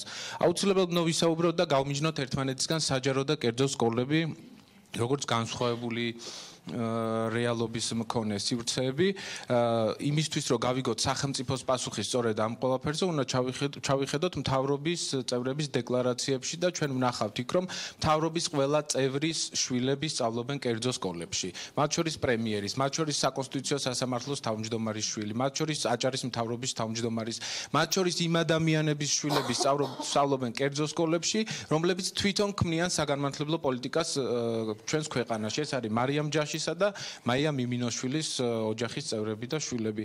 ეს არის ნიშანი და სიგნალი და ლუსტრაცია იმისა, რომ ისინი არენდობიან სწორედ ამ საჯარო სიკეთეს, რასაც ქვია საჯარო სკოლა. ეს არის პრობლემური საკითხი და ლუსტრაცია არის ერთგვარი აი ამ პოლიტიკის, რომელსაც სახელმწიფო დღეს ატარებს. სწორედ ამ ყველაფრის გამოსწორება რომ დაიწყოს, უნდა შევუშვათ არასამთავრობო ორგანიზაციები, რომლებიც წლების განმავლობაში ამ ყველაფერზე საუბრობენ, იბრძვიან როგორც თეორიული, პრაქტიკული კურსები და ჩვენ სწორედ მათგან ვსწავლობთ ის ადამიანები, რომლებიც სტუდენტები ვართ. ჩვენი წვლილი ამაში არის ის, რომ მაგალითად აუდიტორია 115 პრიორიტეტულ საკითხად მიიჩნევს განათლების საკითხებს და იბრძვის ამ მიმართულებით სახელმწიფოს პასუხისმგებლობა, ჩართულობა ჩვენს ინდივიდუალურ პასუხისმგებლობასთან ერთად, რომელსაც არანაირად არ გავურბივართ და ვინაწილებთ, ეს გამოხატულია იმ მინიმალურ შესაძლებლობებში, რომ ჩვენ ვცდილობთ რეგიონებში, თბილისის სკოლებში ჩავიდეთ რაღაც მცირე მოხსენებები, ლექციები, შეხვედრები, კინოკლუბები გავმართოთ, რაც უკვე აი ღირებულებითი შინაარსის შეტანაში გვეხმარება. რეალურად არ ცვლის არაფერს და ეს არის რაღაც თავგანწირული ადამიანის სულისკვეთება, რომელიც ცდილობს რაღაცა წერტილები შეიტანოს და ამ მიმართულებით როგორ უნდა შეიცვალოს, ან რატომ ვერ იცვლება? სახელმწიფომ უნდა აიღოს სწორედ პასუხისმგებლობა, რომელიც იქნება განათლების პოლიტიკის სისტემური ცვლილება, რომელიც განათლების სისტემაში შეიტანს ამ უსაფრთხოების ნორმებს, რომლებიც იქნება სწორედ ბულინგის წინააღმდეგ მიმართული, იქნება იქეთკენ მიმართული, რომ შევა როგორც აღზრდის პროცესი სწავლის ხარისხთან ერთად, როცა ჩვენ საუბრობდით, არ ვსაუბრობთ სტუდენტები, მაგალითად აუდიტორია 115 არ საუბრობდა იმაზე, რომ ცარცი მარკერით ჩავანაცვლოთ. არა, აქ არის შინაარსობრივ ცვლილებებზე საკითხები, აღზრდის მეთოდებზე, ღირებულებით საკითხებზე და ეს პრინციპული საკითხია, აუცილებლად უნდა ითქვას და არ უნდა გამომრჩეს მეორე საკითხი, იმისა, რომ საზოგადოება დანაშაულზე ვსაუბრობთ, მათ შორის ყველაზე მტკივნეული, ყველაზე ისეთი სათუთი საკითხია ბავშვთა შორის დანაშაულის სტატისტიკა და შემთხვევები, უნდა ვთქვათ და უნდა ვაღიაროთ ის, რომ ეს არ არის მხოლოდ ინდივიდუალური ან ფსიქოლოგიური მოტივებით ნაწარმოები დანაშაული და მას აქვს ძალიან მნიშვნელოვანი სოციალური და კულტურული განზომილებები. განცდა რომ თუნდაც აი ამ ძალიან ძიმე ფაქტის შემდეგ შესაძლოა რაღაც ბიძგი იყოს ამ მიმართულებით, რომ ჩვენ ყველანი ერთად, ვისაც ეხება და ჩვენც, ვინც არა ვართ ამ საქმის, ასე ვთქვათ, ამ საქმეში უშუალოდ ჩართულები, მაგრამ გვაინტერესებს და გვაღელვებს, იმიტომ რომ შვილებს უშვებთ სკოლაში. ბიძგი აუცილებლად იქნება, შეიძლება რამის ცვლილების დასაბამი გახდეს. ბიძგი აუცილებლად იქნება, მაგრამ ამ ყველაფერს ჭირდება სწორი გაანალიზება, გადაფასება ამ ყველაფერს და როცა ვსაუბრობდი, აუცილებლად უნდა დავასრულო შეწყვეტილი აზრი კულტურულ და სოციალურ განზომილებასთან მიმართებით. კულტურულ განზომილებაზე ბევრი ვისაუბრებთ, რომ მენტალობა, აი აქ ძველბიჭური, ქუჩური რაღაც სივრცეები, მაგრამ ასე არსებობს სოციალური ფაქტორი. ჩვენ წყალტუბოს შემთხვევა მივაბით ამ შემთხვევას თითქოს და რაღაც ცალკე არ განვიხილავთ როგორც ერთ კონკრეტულ შემთხვევას. ამ კონკრეტულ წყალტუბოს кейსში ჩვენ ვნახეთ ის, რომ ოჯახის წევრებიდან განცხადებას აკეთებდა და ჟურნალისტებთან კონტაქტი ჰქონდა ბებიას, იმიტომ რომ დედა საბერძნეთშია წასული სამუშაოდ. ვნახეთ, რომ აქ თბილისში ერთ-ერთ შემთხვევაში თურქეთშია დედა წასული. ეს სწორედ ოჯახის ჩართულობაზე, როცა ვსაუბრობთ, უნდა ვისაუბროთ ქვეყანაში არსებულ ეკონომიკურ და პოლიტიკურ სისტემებზე და მდგომარეობაზე, რომელიც საზოგადოებას, ადამიანს, იმ დედას, დას თუ ბიძას აიძულებს, რომ მიატოვოს საკუთარი შვილი და წავიდეს ამ ამას. ეს პრობლემაა, ძალიან სერიოზული პრობლემაა, როდესაც ვამბობთ, რომ აი უნდა ესაუბროს. ცენტრალიზება მშობელი შვილს ამას წინ ბარიერები აქვს. ბარიერები აქვს, აი მათ შორის კულტურული, მათ შორის სოციალური, მაგრამ სოციალურზე ნაკლები ვისაუბრებთ მენტალობაზე, რომ თურმე გვინდა რომ კაცება აღუზარდოთ შვილს და მართლა ასე არის და ეს არის ცუდი მენტალობა, რომ ვაიძულებთ შვილებს, რომ იყვნენ აი კაცური კაცები, იყვნენ უბნის ბიჭები, ხელი შეუბრუნონ, ორჯერ მაგრად დაარტყან, ვიდრე მოხვდათ მას ხელი. ეს პრობლემაა, მაგრამ ასევე არ უნდა გამოგჩეს სოციალური განზომილება ამ ყველაფრის და უმნიშვნელოვანესი საკითხია ის, რომ პროტესტი ჩვენს ქვეყანაში ქალაქში არის ცენტრალიზებული. ესეც ელიტურად იქცა ქალაქში, ქალაქის ცენტრში მომხდარი მკვლელობა, საზარელი ფაქტი, რომელმაც შეგვძვრა ჩვენ, მაგრამ ასეთი შემთხვევები რეგიონებში ხდება და ანამ იცის, იციან სხვებმა, ვინც ამ პრობლემებზე მუშაობენ კონკრეტულად და ეს შემთხვევები არ არის ერთეული, ეს არის კონკრეტული მრავალმხრივი სისტემური პრობლემა, რომელიც საგანმანათლებლო სისტემის კრახს გვაჩვენებს ჩვენ ამ ყველაფერში. დიდი მადლობა. 2 საათში გახსნილი იქნებოდა, მაგრამ ეს სხვა ელიტური სახეა, რომელმაც პროტესტი დაგვანახა და გვაჩვენა, რომ წყალტუბოში თილქოს და არც Facebook-ი არ აქვს, რომ ივენთი ვერ გააკეთეს სოლიდარობის და არც სანთელი არ აქვს, რომ სანთელი ვერ დაანთეს, მაგრამ ეს საკითხი ჩვენ მივაბით სწორედ აი ამ თბილისის ელიტურ სკოლას, ელიტურ უბანს, რომელიც ჩვენ გვეთკინა, სამართლიანად გვეთკინა, მაგრამ სხვაგანაც უნდა გვტკიოდეს ეს სკოლა. ორივე გვეთკინა, მე ვფიქრობ, ორივე გვეთკინა. ეს სისტემური ნაწილია, რომელიც ჩანს და ის აქტივისტები, ის მოქალაქეები, პროფესიონალები, არასამთავრობო სექტორის წარმომადგენლები, რომელიც მუშაობენ ამ საკითხებზე, მე ვფიქრობ, რომ ამ ყველაფერს კარგად ხედავენ რამდენად ძალიან დიდი მადლობა გთხოვთ. დიახ, კალბატონ რუსუდან. დიახ, ისმის შართული. მოგესალმებით პირველ რიგში საღამომშვიდობის და სამწუხაროდ მინდა მიუსამძიმრო გარდაცვლთა ოჯახის წევრებს. მეც ვერაფერს ვერ ვიტყვი ნამდვილად ამასთან დაკავშირებით, ძალიან მწუხვარ. ესეთი რაღაცები ქვეყანაში არ უნდა ხდებოდეს. მე ძალიან დიდი გულისყურით უსმენდი როგორც პირველ ბლოგს, ასევე ასე ვთქვათ, მეორე ბლოგს, რომელშიც ასე მონაწილე გახლავართ და მინდა თქვა შემდეგი, რომ რაღაცა მრავალმხრივი და მრავალი სპექტრის მოცემულობის გამოვიდა ეს საუბარი, დავიწყეთ კონკრეტიკით და შემდეგ რაღაცა ასე ვთქვათ, გაგვექცა თითქოს შესაძლებელია ეს ჩემი გადასახედიდან თემა. რა თქმა უნდა და ამაზე ორი აზრი არ არის, რომ სოციალურ-ეკონომიკური მდგომარეობა არის ის წინაპირობა და ფუნდამენტი გარკვეული შედეგებისა, ნებისმიერ შემთხვევაში შედეგი პოზიტიურია თუ ნეგატიურია, აქვს თავისი გამომწვევი მიზეზი და ესეა, მაგრამ მე შევეცდები უფრო კონკრეტულ ხელშესახებ პრაგმატულ კონტექსტზე ვისაუბრო და მივცემ თავს უფლებას ვინაიდან და რადგანაც ძალიან ბევრი წელია მუშაობ განათლების სისტემაში, მუშაობდი განათლების სამინისტროში, მე ამ წუთში ხა განათლების სამინისტროს ადვოკატად ნამდვილად არ გამოგადგები და არ გამოვდგები, უბრალოდ ერთ კონკრეტულ შემთხვევაზე გავამახვილებ ყურადღებას, ვინაიდან ამის თანამონაწილე კი არა, პირდაპირ მონაწილე გახდით და სტუდიაში მყოფი ერთ-ერთი ესე ვთქვათ ან ამ შემთხვევაში დამეთანხმება ამასთან დაკავშირებით, რომ საუბარია მექანიზმებზე ისმის კითხვა. კი, ესე არის, მაგრამ რა უნდა გავაკეთოთ, რა ნაბიჯები უნდა გადავთქვათ, რა არის ის მთავარი, რაც გამოგვიყვანს ამ მდგომარეობიდან.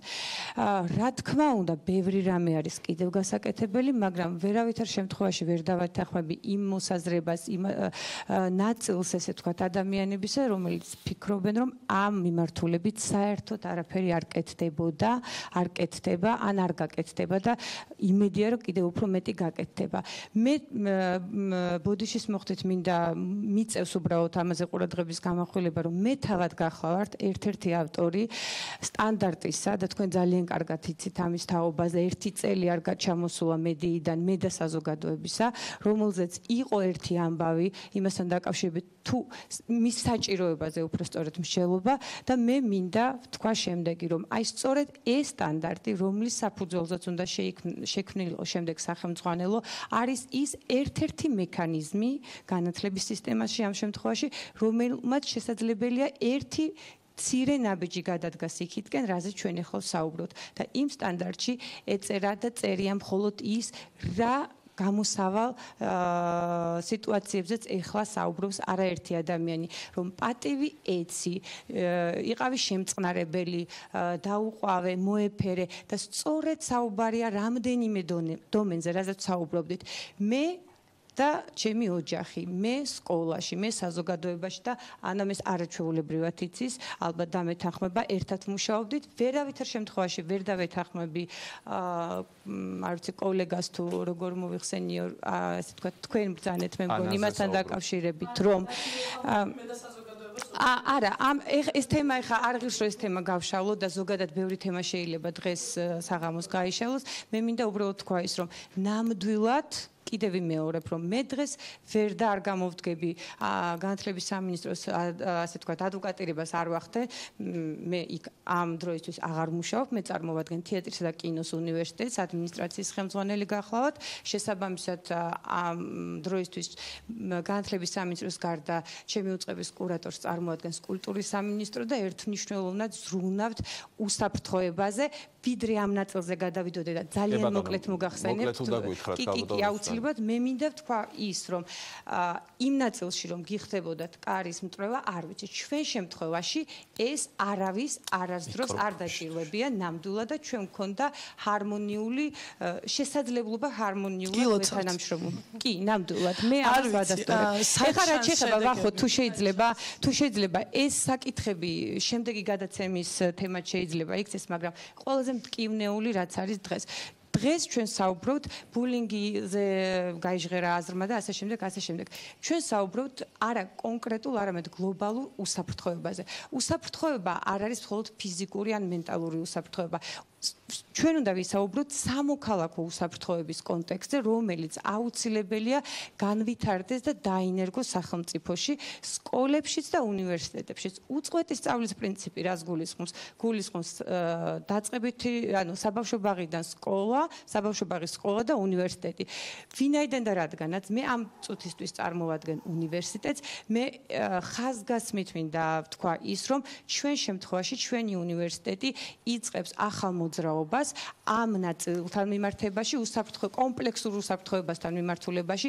გარდა იმისა, რომ ეს არის ჩვენი შინაგანი мотиваცია და სურვილი იმისა, რომ უნივერსიტეტში მყოფი სტუდენტები ფიზიკურად იყვნენ დაცულები, ამის გარდა ამ ყველაფერს არეგულირებს სხვადასხვა დონის და რანგის და მოცემულობის კონცეპტუალურად დოკუმენტები. ეს არის კანონის სამოქალაქო უსაფრთხოების შესახებ 51 დადგენილება და ასე შემდეგ და ნახეთ პატივის ჩემი დიდი პატივისცემის მიუხედავად რომ თქვით რომ თითქოს თემიდან კი არ გავედით ეს მინდა აუცილებლად თქვა ანუ ყველა მსჯელობთ იმაზე როგორ ვიპოვოთ ამაში გამოსავალი ახლა თქვენ ლაპარაკობთ თქვა რაღაც განკარგულებებზე სტანდარტებზე და ასე შემდეგ ეს არ ვიცი ახლა ძალიან ბევრი ადამიანი ალბათ დაფიქრდება ამაზე ფურცელზე შეიძლება რაღაც წერია მაგრამ ჩვენ ვსაუბრობთ კონკრეტულ ძალიან მძიმე შემთხვევაზე ეს მოხდა ჩვენს ქვეყანაში აქ მოხდა და აქედან ვეძებთ გამოსავალს აი ორ წინადადებაში დავასრულებთ ამაშია საქმე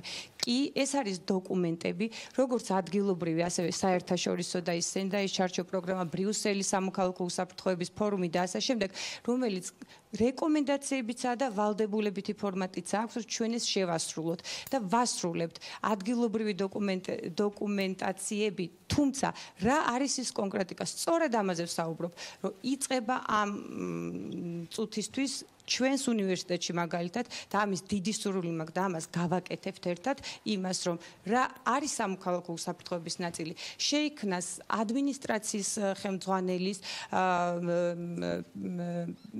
აკადემიური პერსონალის სტუდენტების ერთობით საბჭოები რომ ამ შემთხვევაში მაგალითად იგივე სახანძრო უსაფრთხოება ახსენეთ და ის თემა რომელიც ერთი კვირის წინ ბათუმში მოხდა ხო ყველა ტიპის უსაფრთხოებას ჭირდება ინსტიტუციური გადაწყვეტა და ეს ინსტიტუციური გადაწყვეტა უნდა დაიშალოს ერთგვარ მარტივ მომრავლებად. თითოეულმა ინსტიტუციამ, ამ შემთხვევაში მე უნივერსიტეტმა, სკოლამ, სამინისტრომ, შინაგან საქმეთა სამინისტრომ თუ განათლების სამინისტრომ დივერსიფიცირება უნდა მოხდეს და საკუთარი პასუხისგებლობა აიღოს ამასთან დაკავშირებით. ამაზე ვსაუბრობ. მე ვიღებ პასუხისგებლობას, რომ სამოქალაქო უსაფრთხოების ნაწილში გავაკეთებ და შევასრულებ ჩანაწერების მაქსიმუმს თუ არა იმ საშუალოს, რომელიც უზრუნველყოფს სტუდენტების ფიზიკურ უსაფრთხოებას, მენტალურ უსაფრთხოებას და ასე შემდეგ. დრამა პედაგოგიკა ხსენიათ ალბათ, მით უმეტეს თეატრალურ უნივერსიტეტში. ეს და ფსიქოლოგები ამაში ალბათ დამეთანხმებიან, რომ ეს ერთ-ერთი ყველაზე გამოსაყენებელი და მნიშვნელოვანი მექანიზმია გარკვეული ტიპის იგივე ბულინგის შემცირებისა და ძალადობის შემცირებისა საზოგადოებაში. ძალიან რო არ გავიდეთ თემიდან. თუ შეიძლება ბატონ არის საჭირო და დრამა პედაგოგიკა მეთოდია ერთ-ერთი და რასაკვირველია ეს პანაცეა არ არის. ძალიან მნიშვნელოვანი ალბათ ასეთ სიტუაციაში როცა მაგალითად საზოგადოებაზე მე და საზოგადოებაზე ვლაპარაკობთ ალბათ სახსენებელია რომ ეს საგანი ვერ დაინერგა ალბათ სახსენებელია ის რეზისტენტობა რას მას მოყვა ხო ასახსენებელია რომ სამოქალაქო განათლება ძალიან სუსტი არის ჩვენს განათლების სისტემაში სახსენებელია რომ სამოქალაქო განათლების გაკვეთილებს ითავსებენ პედაგოგები რომლებსაც არ აქვთ ამის სპეციალური განათლება და ასე შემდეგ მე უფრო აი თავის მოწონებაზე ორიენტირებულ თქვათ საუბრისკენ კი არ მოგიწოდებდით რომ არ დავფაროთ პრობლემები და მართლა რეალურად გამოსავალზე ვილაპარაკოთ სისტემურზე და არა თქვათ ფიქციაზე აუცილებლად უნდა უპასუხოთ თუ შეიძლება არავითარ შემთხვევაში არც ერთი წუთით ამ შემთხვევაში თავის მოწონების ფორმაზე არ იყო საუბარი მე ვსაუბრობდი ფაქტებზე მე და საზოგადოება დიახ არ დაინერგა იმ დოზით და ვერ დაინერგა და აი კიდევ ვიმეორებ ამაზე რომ ვისაუბროთ დრო ძალიან ბევრი წავა გეთახმებით ამაში ამის დრო არ არსებობს რომ რაღაც არ მუშაობს იგივე სამოქალაქო განათლება ამაზე მუშაობა მიმდინარეობს სწორად ან არაფერი არ მუშაობს ცოტ-ცოტად სამინისტრო გარკვეული რელიგიური ინსტიტუტები ჩაერთვნენ ეს უკვე სხვა თემა როგორ არის სხვა თემაზე გადავდივართ ახლა გადავდივართ კარგი პროგრამა შემუშავდა მაგრამ ჰაერში სულ არ უნდა მეხსენებინა მე ეს მადა საზოგადოება ეხლა ვფიქრობ რომ უმჯობესი იყო რომ ეს არ მეხსენებინა დავით მაგით გამიწეთ ოპონირება რომ ჩვენო ჰარმონია გქონდა მუშაობაში და თქვენო რატომ არავითარ შემთხვევაში თავის მოწონებაზე კი არ არის საუბარი აქ არის მით უმეტეს ეხლა ხმამაღლავი ვიტყვი უკვე მესამე თვი მეორებ მე მგონი რომ მე ამ წუთისთვის არ წარმოვადგენ განათლების სამინისტროს და მით უფრო განათლების სამინისტროს ადვოკატირებას ეწევით ახლა პოზიციას გადაცემა როდესაც მოვიდა ეკლესია როდესაც ვიყავით მე მგონი ირაკლი შეიყავ ზუსტად ამ დოკუმენტზე დაგვახიეს თავზე საბოლოო ზუსტად ვიცი მე რა როგორ და რანაირად იყო არა დღეს მე მგონი ეს ამ კარგი ერთი წამი ხმებსაც უნდა მივცეთ სიტყვა ხოჯანაშვილი მასწავლებელი ჭიათურიდან ჩამოვიდა ჩვენთან და მინდა მისი დანახული ეს საკითხი ძალიან ფართო საკითხი რომელზეც ჩვენ ვშელობთ ძალიან ავწევთ მე მგონი თემატიკას ხო თემატიკას ავწევთ ჩვენ მგონია რომ იმისთვის ვართ შეკრებილი მე მგონი იმისთვის შევიკრებეთ დავინახოთ ის პრობლემები რომლებიც გვაქვს და როგორ უნდა გადაიჭრას ახლა მე და საზოგადოება თუ აღმოფხრის ამ პრობლემებს ან თუნდაც სამოქალაქო განათლება კი ბატონო მაგრამ ჩვენ არ აქვს ამის სპეციალისტები და თქვენ წარმოიდგინეთ თუნდაც ის საგნები რომელიც ისწავლება ისტორიულად უკვე რამდენიმე ათეული წელია და ასეული წელია იმის პედაგოგებიც კი ძალიან ცოტა ყავს ხო მქონდა ჩამოწერილი რამდენიმე თემა რომელიც სადაც მინდოდა მე დღეს მესაუბრო მაგრამ თავისთავად ცხადია ბევრი აქ მოწვეული სტუმარი შეეხო ამას და აღარ შეგაწუხებთ ამაზე ლაპარაკით მე მიმაჩნია ის რომ არ შეიძლება არავითარ შემთხვევაში დავტოვოთ მშობელი პრობლემის წინაშე არც საზოგადოება და არც მასწავლებელი ყველაზე მეტი დამერწმუნებით ხალხო რომ თქვენ იმიტომ გქვიათ მასწავლებლები ვისაც გქვიათ რომ თქვენ უნდა შექმნათ ისეთი გარემო რომელიც გაყვება საზოგადოებაში და ოჯახშიც მოსავლეს არაფრით არ შეიძლება ის რომ თქვენ რატო არ გამოგზავნით ისეთი ბავშვი რომ აკადემიკოსი უნდა იყოს თქვენ თუ აკადემიკოსები ხართ სახში მე რას გადმომიგზავნით არავითარ შემთხვევაში სკოლაში ხო არავითარ შემთხვევაში არ იზამ და ამას ძალიან პრობლემური არის ზოგადად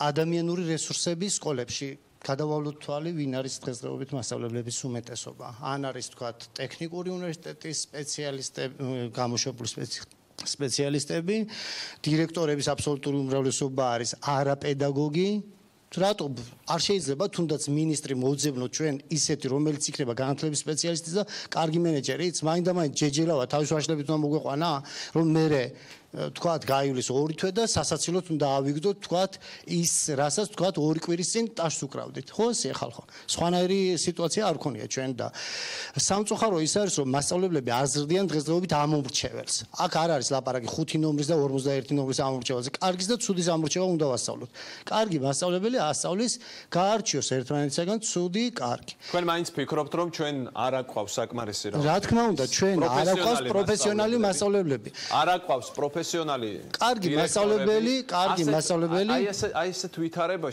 თვითარებაში როცა არ აყვავს აი სად ვიპოვოთ შეგიძლიათ მითხრათ აი როგორ უნდა შევცვალოთ საგანმანათლებლო პოლიტიკა უნდა იყოს უფრო დახვეწილი ჩვენ ქაღალდზე ძალიან კარგი დოკუმენტები გვაქვს ზოგადი განათლების ეროვნული მიზნები სტანდარტებს ეხლა თუ გადავხედავთ საგნებისას დაამერწმუნეთ რომ იმას ვერ ისწავლეს თქვათ მე-9 კლასის მოსწავლე იმ ფიზიკის სტანდარტს ვერ შეასრულებს თუ უნდერკინდი არ არის მეც ეხლა 53 წლის ვარ და რომ მომცეთ მე-9 კლასის ფიზიკის სახელმძღვანელო ვერ ჩაგაბარებ წლის ბოლოს იმას 10-იანზე გამორიცხულია ესა იმიტომ რომ ჩვენ ვეძებთ იდეალურს და იდეალურს ვერ შევწევთ. გამორიცხულია ეგა.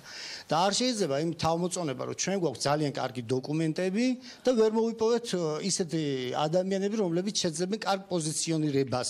თქვათ მასწავლებლის პოზიციაზე ვერ იმუშავებენ კარგად. მე ნამდვილად ვწუხარი იმაზე რომ დღესდღეობით მასწავლებელი გახდა სქემის მსხვერპლი. ანუ გახდა უფროსი მასწავლებელი უნდა შეინარჩუნოს რამენაირად მაპატითა მოსწავლე აღარ ახსოვს მასწავლებელს ახლა უკვე არანაირად. მაღალი ხელფასი არ ექნება და არ იქნება გადამზადება, მანამდე ყველაფერი საერთოდ ზედმეტია ლაპარაკი. მაღალი ხელფასი. ერთ რამეს დავამატებ ახლა. როდესაც მასწავლებელი ეს ვფიქრობ რომ კარგია, როდესაც ძალიან მარტივად ვსაუბრობთ, ძალიან მარტივად და გასაგებად ვსაუბრობთ. როგორ შემოასწავლეთ მასწავლებლებს, ნინო, კიდევ გვაქვს ბლოკი და იქ მოგცემთ სიტყვას. ახლა სხვებს უნდა დავუთმოთ დრო. თუ შეიძლება მასწავლებლებს, აი თქვენ თქვით საინტერესო რაღაც. მასწავლებლებს აღარ რჩებათ დრო მოსწავლეებისთვის. ეს იყო ჩემი შეკითხვა. როდესაც ოჯახში პრობლემაა იმის სხვადასხვა მიზეზის გამო, რომ ვერ უთმობ საკმარეს ყურადღებას, ან საერთოდ არ იცის, როგორ უნდა ეურთიერთოს ბავშვს და ამასთანავე ამას ემატება სკოლაში, რაც თქვენ თქვით, ეს ძალიან მნიშვნელოვანი ფრაზაა, რომ მასწავლებელს არ რჩება დრო მოსწავლისთვის. აი კომპლექსურად ვიღებთ ძალიან მძიმე სურათს და ის ჯაჭვი რომელიც აქ ითქვა რომ მოსწავლე ოჯახი და საზოგადოებაც აუცილებლად აბსოლუტურად ირღვევა ეს ყველაფერი ერთი წამით მოდით დავასრულებინოთ ჩვენს სტუმარს და შემდეგ კიდევ გვაქვს ერთი ბლოკი და ძალიან მინდა რომ მედია საშუალებებმა ყურადღება დაუთმონ ამ თემას, იმიტომ რომ ჩვენი მომავალია განათლებაში. ჩვენ თუ განათლებულები ვიქნებით, უკვე ვიქნებით ტოლერანტებიც, არც დანებით დავიწყებთ სიარულს, არც ზარბაზნებით და თქვენ წარმოიდგინეთ, როდესაც ჩვენ მაგალითად, აი თქვენს წეღან რომ მარიამ ჯაში, რომელიც არის განათლების კომიტეტის თავმჯდომარე, არ დაგეთანხმოთ ამაში, იმიტომ რომ შესაძლოა, არ განათლებას შესაძლოა ძალიან განათლებული იყოს ადამიანი და მან საშინელებები გააკეთოს და კაცობრიობას ეს უხვად ახსოვს. ანუ რაღაც არის კიდევ გარდა განათლების. როდესაც განათლებული ადამიანი მას გაცილებით მეტი მოეთხოვება და მორალიც მოეთხოვება. მე ვამბობ იმას, წეღანი აღნიშნეს, რომ განათლების კომიტეტის თავმჯდომარის შვილი თურმე არ სწავლობს საჯარო სკოლაში. ეს ნიშნავს იმას, რომ საჯარო სკოლა არის ძალიან დაკნინებული, რა და ჩვენ აქ რო გადავავლეთ თვალი, ხედავ რომ შეძლებს დაგვარად ყველა მარიამ ჯაში გამოჩნდება. თუ კი ექნება ჯიბეში ფული, წაიღოს ოქსფორდში თავიშვილს და არ მიიყვანს თბილისის სახელმწიფო უნივერსიტეტში. არც ქუთაისის აკაკი წერეთლის სახელობის უნივერსიტეტში და ასე შემდეგ. ეს არის გვინდა არ გვინდა პროლეტარული აზროვნებიდან შემორჩენილი. წეღან აღინიშნა რომ თურმე მწერლობას აქვს ძალიან დიდი მნიშვნელობა. დაგეთანხმებით ბატონო, მე მაგალითად მქონდა ესეთი შემთხვევა რომ ერთ-ერთმა ჩემმა მოსწავლემ წაიკითხა წითელი და შავი სტენდალი და გამიკვირდა რატო აიღე ეს და რატო დაიწყე კითხვა იმიტომ რომ შენ ისე კარგად წამიკითხე მე-5 კლასში მე შვილს მიყრის ამბობი რომ კითხვა დავიწყე თეატრი როდესაც ზაგ ბატონი ნიკა არის თეატრი არის ერთ-ერთი უდიდესი საავზდელო დაწესებულება სადაც სამწუხაროდ ბევრი თაობა არ მისულა ჩემი მოსწავლეები ჩაკიდებენ მშობლებს ხაზს და მიეცუნცულებენ ახლა თეატრში და არ ცხვენენ რომ თქვენი შვილები დავდივართ და ჭიათურის სახელგანთქმული თეატრი ეცოდნება ბატონ ნიკას ეს არის დამეწმული ერთი უნივერსიტეტის ამ ბლოკს უნდა მოურჩეთ ნიკა მოკლედ და შემდეგ ქალბატონი თეა ჩემ წინა რესპონდენტის მოსმენა კიდევ უფრო გამიმტკიცა ეს მოსაზრება ჩვენ თუ ვითხოვთ რომ მეტი ქალბატონი პარლამენტში მეტი ქალბატონი პოლიტიკაში მე ვითხოვ რომ მეტი კაცი სკოლაში იმიტომ რომ აუცილებელია ქალთა სალონები არ იყოს სკოლის დაწესებულებები და კაცები თუნდაც ერთი კაცი ერთ სკოლაში ასწავლიდეს არა იმიტომ რომ კაცი მასწავლებლები არ არიან სკოლაში 50-50 დიდი მადლობა ქალბატონ თეა თუ გსურთ რაიმეს თქმა ვასრულებთ ამ ბლოკს და ვიდრე დაგემშვიდობებით ხელშეწყობა გლობალურად რომ იყოს ნამდვილად მამაკაცებიც სკოლაში არ უნდა იყოს ნამდვილად გენდერულად ამდელად განსხვავებული ვითარება იმიტომ რომ იგივე მამაკაცური ქცევის მოდელი მე უკვე ვთქვი რომ ბავშვი რომ სკოლაში მიდის მასწავლებელი მაუწყებელს აქვს ასაკობრივად მისთვის ძალიან დიდი მნიშვნელობა და დატვირთვა, ამიტომ მამაკაცის ქცევის მოდელს დიდწილად მამაკაცის სკოლაში შექმნის. უნდა ის რაც ნამდვილად ცივილიზებულმა სამყარომ ჩვენ უკვე მოგცა როგორც კარგი განვითარების პერსპექტივა, ჯანსაღი ცხოვრების წესი. სკოლაში იგივე სპორტის გაკვეთილები, პრიორიტეტები, რომლებიც ბავშვებს ექნებათ უფრო მეტად ენერგია, მით უმეტეს გარდატეხის ასაკში ხარჯონ სპორტში, ვთქვათ, იყოს ნორმატივები, რომლებიც ევროპის ქვეყნებში არანაკლებ რთულად ჩასაბარებელია, ვიდრე ვთქვათ მათემატიკის საგნები. ანუ სპორტი, ჯანსაღი ცხოვრება, ზოგადად საზოგადოებაში იმ ღირებულებების ასე ვთქვათ, ტირაჟირება, რომელიც მოგცემს საშუალებას, რომ ეს საშინელი ჩვენი სრულად არაადეკვატური განწყობები, რომლებიც არსებობს და ბევრი თქვა უკვე, საიდან მოდის, რისი გადმონაშთია, რა ვითარებებში ფორმირდა, აი ამის გადალახვაზე უნდა იყოს ორიენტირი აღებული და ცალკეული გოლების ასე ვთქვათ, დიფერენცირებული რეფორმები და არა გლობალური სისტემური მიდგომა, ხო? აი ცალკეულის რეფორმაცია, რა თქმა უნდა, იმ შედეგის მომტანი ვერ იქნება, რამდენადაც აი მთლიანობაში გააზრება. დიდი მადლობა, გადაცემის ეს ბლოკი უნდა დავასრულოთ. კარგით, მოკლედ ირაკლი, თუ შეიძლება.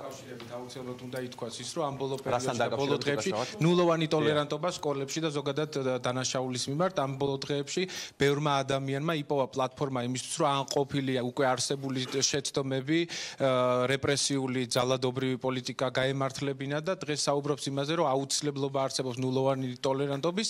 ეს ასე არ არის, ჩვენ გვაქვს იმის სტატისტიკური მაჩვენებელი, რომ შსს გვეუბნება ამას 2007-2008 წლებში, როცა ყველაზე ძლიერი იყო ეს ნულოვანი ტოლერანტობის მუხტი, 40 მკვლელი არასრულწლოვანი ყავდა და სხვა წლებში ბევრად ნაკლებია ის და არ ცდება 10-ს, ეს არის 7-8-9 შემთხვევა. ნულოვანი ტოლერანტობა მით უმეტეს ბავშვებთან მიმართებით არის მათი განადგურება, მათი მომავლის მოსპობა და უნდა ვისაუბროთ აუცილებლად მექანიზმებზე და პრევენციებზე, რაც დიდი მადლობა, სტუმრების უმეტესობას დავემშვიდობები, ნათი ნაწილი დარჩება გადაცემის დასკვნით ბლოკში, რეკლამის შემდეგ დავბრუნდებით და შევაჯამებ ჩვენს საუბარს.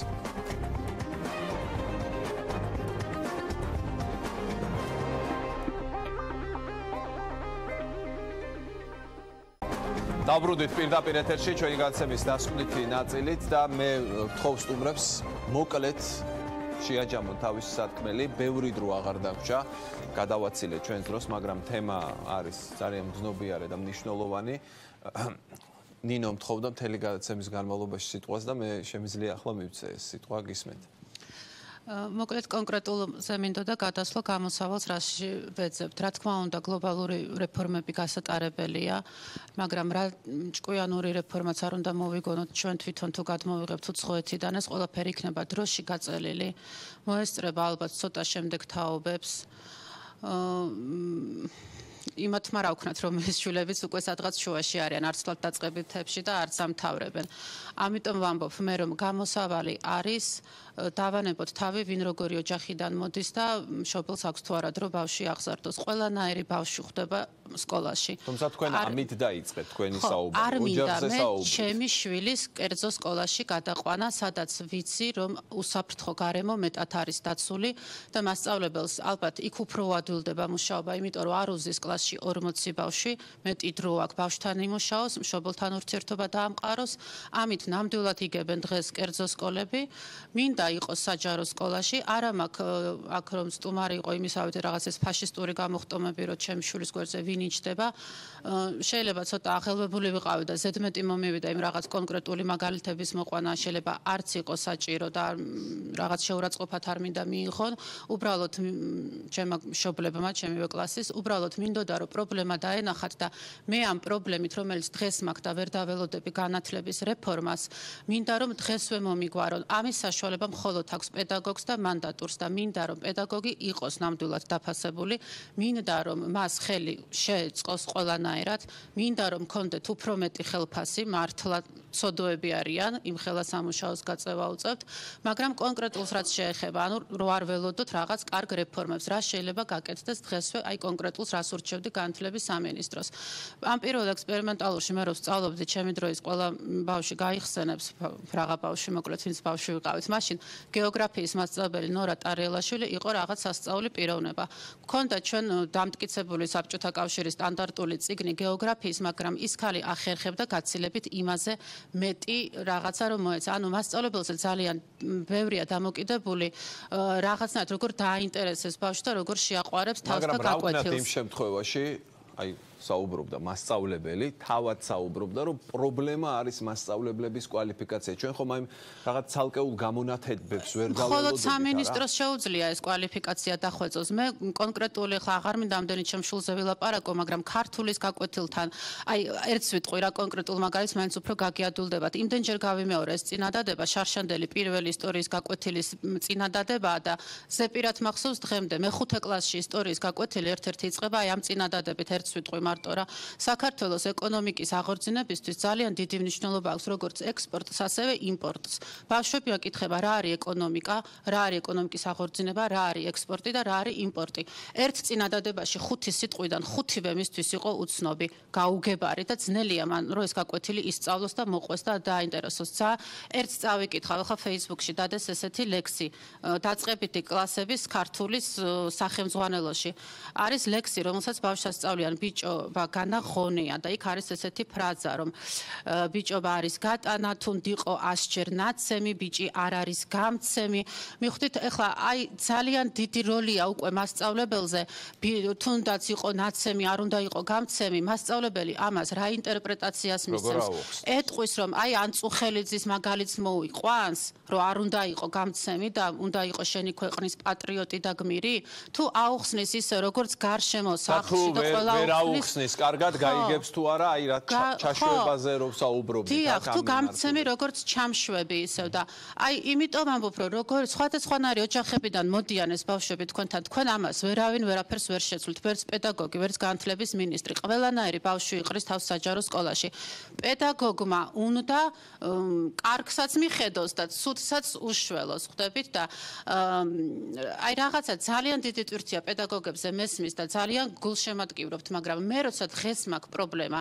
სხვასთან სად წავიდე დიდი მადლობა როსტომ კაჭახიძე ჩვენი კიდევ ერთი სტუმარი რომელიც არის ასევე მასწავლებელი და საინტერესოა ის როგორ უყურებს ამ პრობლემას ჩვენ დავიწყეთ ტრაგიკული მოვლენის შეფასება და გამოვყევით და მოვედით შევეხეთ ძალიან ბევრ საკითხს და ძალიან ფართოდ გაიშალა ეს საკითხი აი თქვენ რას ეტყვით აი მშობლებს მოსწავლეებს რომლებიც ახლა გისმენენ როგორც მასწავლებელი რას იტყვით სად უნდა ვეძებოთ სათავე ამ პრობლემის მოგესალმებით მე ვფიქრობ რომ ალბათ პირველ რიგში მენტალური პრობლემა არის აქ კვლავ პირველ რიგში და წინა პლანზე აი მშობელი საუბრობდა ახლა და საუბრობდა სკოლაზე სადაც თვითონ სწავლობდა და ამავდროულად სადაც თავისი შვილი მიიყვანა ამ დროს აქვს პრობლემა ბავშვს მაგრამ ამავდროულად დაასახელა მასწავლებლები რომელსაც საკმაოდ მაღალი კვალიფიკაცია ჰქონდა სამაგალითო მისთვის სამაგალითო მასწავლებლები და ამავე სკოლაშივე მიიყვანა თავისი შვილი ანდო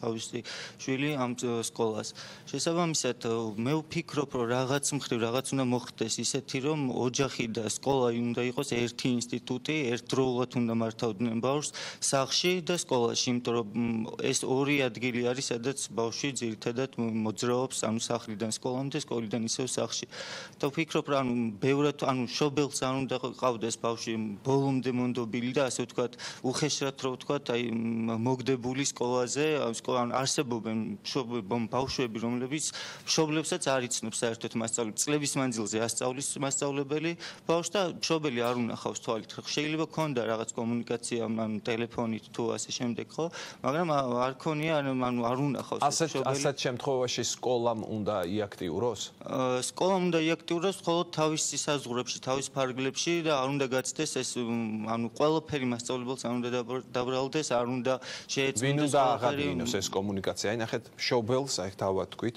ხშირად საერთოდ არანაირი შეხება არ აქვს სკოლასთან, ხო? უბრალოდ ბავშვს უშვებს იქ. და არის რაღაც პრობლემები, არის საკითხები, რომელზეც მასწავლებელმა და მშობელმა უნდა ისაუბრონ, მაგრამ ეს კომუნიკაცია არ არის. ვინ უნდა აღადგინოს ეს კომუნიკაცია? ხო, ნუ გავდივართ კიდევ უფრო დიდ პრობლემაზე გავდივართ ეკონომიკურ პრობლემებზე, რომელიც ბუნებრივი არ ვერ იცლის მშობელი შვილისთვის, იმიტომ რომ გასულია თქვა საზღვარგარეთ ან დაკავებულია დღის იმ მონაკვეთში, როდესაც აუცილებელია რომ მშობელი იყოს სკოლაში, თქვა დაიბარებს მასწავლებელი, ვერ გამონახავს დროს თავისუფალს რომ მივიდეს და მშობელს მასწავლებელს დაელაპარაკოს და ასე შემდეგ. ანუ ეს კომუნიკაცია აი ამ აჩქარებულ რეჟიმში ვერ დგება. ასევე არის სხვადასხვა ინსტიტუციები, თქვა რაღაც შეიძლება სხვადასხვა მასწავლებლის გარდა მშობელმა მიმართოს თუნდაც ფსიქოლოგს, თუნდაც მოძღვარს, თუნდაც ნებისმიერი სხვადასხვა ინსტიტუცია ჩართოს თავის შვილის პრობლემის გადასაჭრელად. ბევრი რამე არის ამოღებული, უგულვებელყოფილი მშობლის მიმართაც, მხოლოდ ერთს არის მიშტერებული თქვა მშობელი, მხოლოდ ერთის იმედი აქვს, რომელსაც თუნდაც არ ევალება, მაგრამ ბევრ ვალდებულებას ასე ვთქვათ აძლევს სკოლას. კი ბატონო, დიდი მადლობა. კიდევ ერთი წუთი შემიძლია ბატონო ლან მოგცეთ თქვენი. საერთოდ ესეთი ტერმინი არსებობს მშობლის პედაგოგიზება. ვინ თუ არა მასწავლებელმა, ვინ უნდა შეძლოს ეს. რა თქმა უნდა, მასწავლებელზეა ძალიან დიდი დატვირთვა და ამავდროულად მე გეტყვით ერთ რამეს, რომ არის ძალიან ბევრი ბავშვი ობოლი, საერთოდ არ აყავს მშობელი და მაშინ გამოდის, რომ მასწავლებელმა ხელი უნდა კრას, იმიტომ რომ იმას მშობელი ვერ ზრდის, ესე იგი უნდა დავანებოთ თავი. მასწავლებლის როლი არის განუსაზღვრელად დიდი და ნუ ავიღებთ ისეთნაირად, რომ მასწავლებლები ვარ თითქოს მსხვერპლი, მაშინ აგვერჩია სხვა სპეციალობა, ჩვენ წავედით ამ სამოქალაქო პოზიციაზე, იმიტომ რომ ჩვენ უნდა შევასრულოთ ჩვენი ვალდებულება და კიდე ერთს დავამატებ აქვე. აი ჩინელებს აქვს ესეთი გამოთქმა, რომ ჭკვიანი ადამიანი სწავლობს ხვის გამოცდილებაზე, ბრიყვი თავისაზე. და ჩვენ იმაზე ბრიყვები აღმოჩნდით, ვიდრე ხვის თავის გამოცდილებაზე რომ ანუ ვერ ვისწავლეთ ის, რომ ჩვენ გვჭირდება ადამიანური რესურსები ძალიან კარგი და კვალიფიციური. სხვა არაფერი დამთავრდა. დიდი მადლობა ანა, თუ გსურთ თითო წუთი და ირაკლისას მივცემ შესაძლებლობას. ვახო, ჩვენ რამდენიმე წლის წინ 2010 წელს შევქმნით ქვეყანაში განდებისა და მედიაციის პროგრამა. ეს პროგრამა ითვალისწინებს 14-დან 18 წლამდე და ახლა უკვე 21 წლამდე პირებისთვის ასეთ ალტერნატიული პასუხისგებლობის ფორმა, ასე ვთქვათ, ათავისუფლებს მოზარდს, თუ კი მან პირველად ჩაიდინა თანაშაული, ათავისუფლებს სისხლის სამართლებრივი პასუხისგებლობისგან და აძლევს ჩანსს, რომ თავისი ქმედებით გამოასწოროს ის ზიანი, რაც კონკრეტულ დაზარალებულს ან საზოგადოებას მიაყენა. და ამისთვის მან კონკრეტული ქმედებები შეასრულოს. ან ნაცვლად იმისა, რომ დაისაჯოს სისტემის მიერ და პირიქით რაღაც მსხვერპლად იგრძნოს თავი და დაზარალებული დარჩეს კიდე მხოლოდ იმის იმედად, რომ თქვათ ამ ადამიანის მიმართ შური იძლია, ამის ნაცვლად ხდება, ასე ვთქვათ, პირვანდელი მდგომარეობის აღდგენა მხარებს შორის. ნუ ეს იმ შემთხვევებზე, როდესაც ნაკლებად მძიმეა და არა განსაკუთრებით მძიმე დანაშაული. ამ პროგრამამ ძალიან კარგი შედეგები აჩვენა რეალურად. გვაჩვენა ის, მოგცა ის, რომ არასრულწლოვანთა რაოდენობა საპატიმროებში ძალიან შემცირდა, იმიტომ რომ მხოლოდ უკიდურეს შემთხვევებში ხდება უკვე ამის გამოყენება. და ასევე მოგცა ის, რომ რეალურად განმეორებითი დანაშაულის მაჩვენებელი ამ ბავშვებს შორის არის ძალიან მცირე და ამ პროგრამას აქვს მართლაც საერთაშორისო ძალიან დადებითი აღიარება. მაგრამ აქ არის ძალიან დიდი ხარვეზი, რომელსაც მე ძალიან მეშინია. ეს არის ის, ან მთლიან ამ სისტემაში, არასრულწლოვანთა მართლმსაჯულების სისტემაში. 14 წლამდე ბავშვების შემთხვევაში სახელმწიფოს არ გააჩნია არანაირი ბერკეტი საერთოდ მათთან სამუშაოდ. ანუ 14 წლამდე პირი, რომელიც დელიქვენტურ ქცევას ახორციელებს და თუნდაც მან სისასტიკით რაღაც ძალიან მძიმე რეალურად დანაშაული ჩაიდინოს, მაგრამ დანაშაული არ ქვია ამას, იმიტომ რომ არ არის ეს მართლმსაჯულების ასაკი ამ ბავშვისთვის, ფაქტობრივად არ არსებობს არანაირი გამოსავალი. და ძალიან მეშინია იმის, რომ ერთ დღესაც თუ კი ასეთი მწვავე შემთხვევა დადგება და დღეს გვაქვს ჩვენ რეალობა, რომ სისასტიკებსაც ჩადიან ეს ბავშვები, ასევე გენგებად, ბანდებად დადიან და სისტემურად აყაჩაღებენ მაღაზიებს, იპარავენ მოპედებს, მოკლედ, რომელსაც დიდი ალბათობით სრულწლოვნები ხელმძღვანელობენ.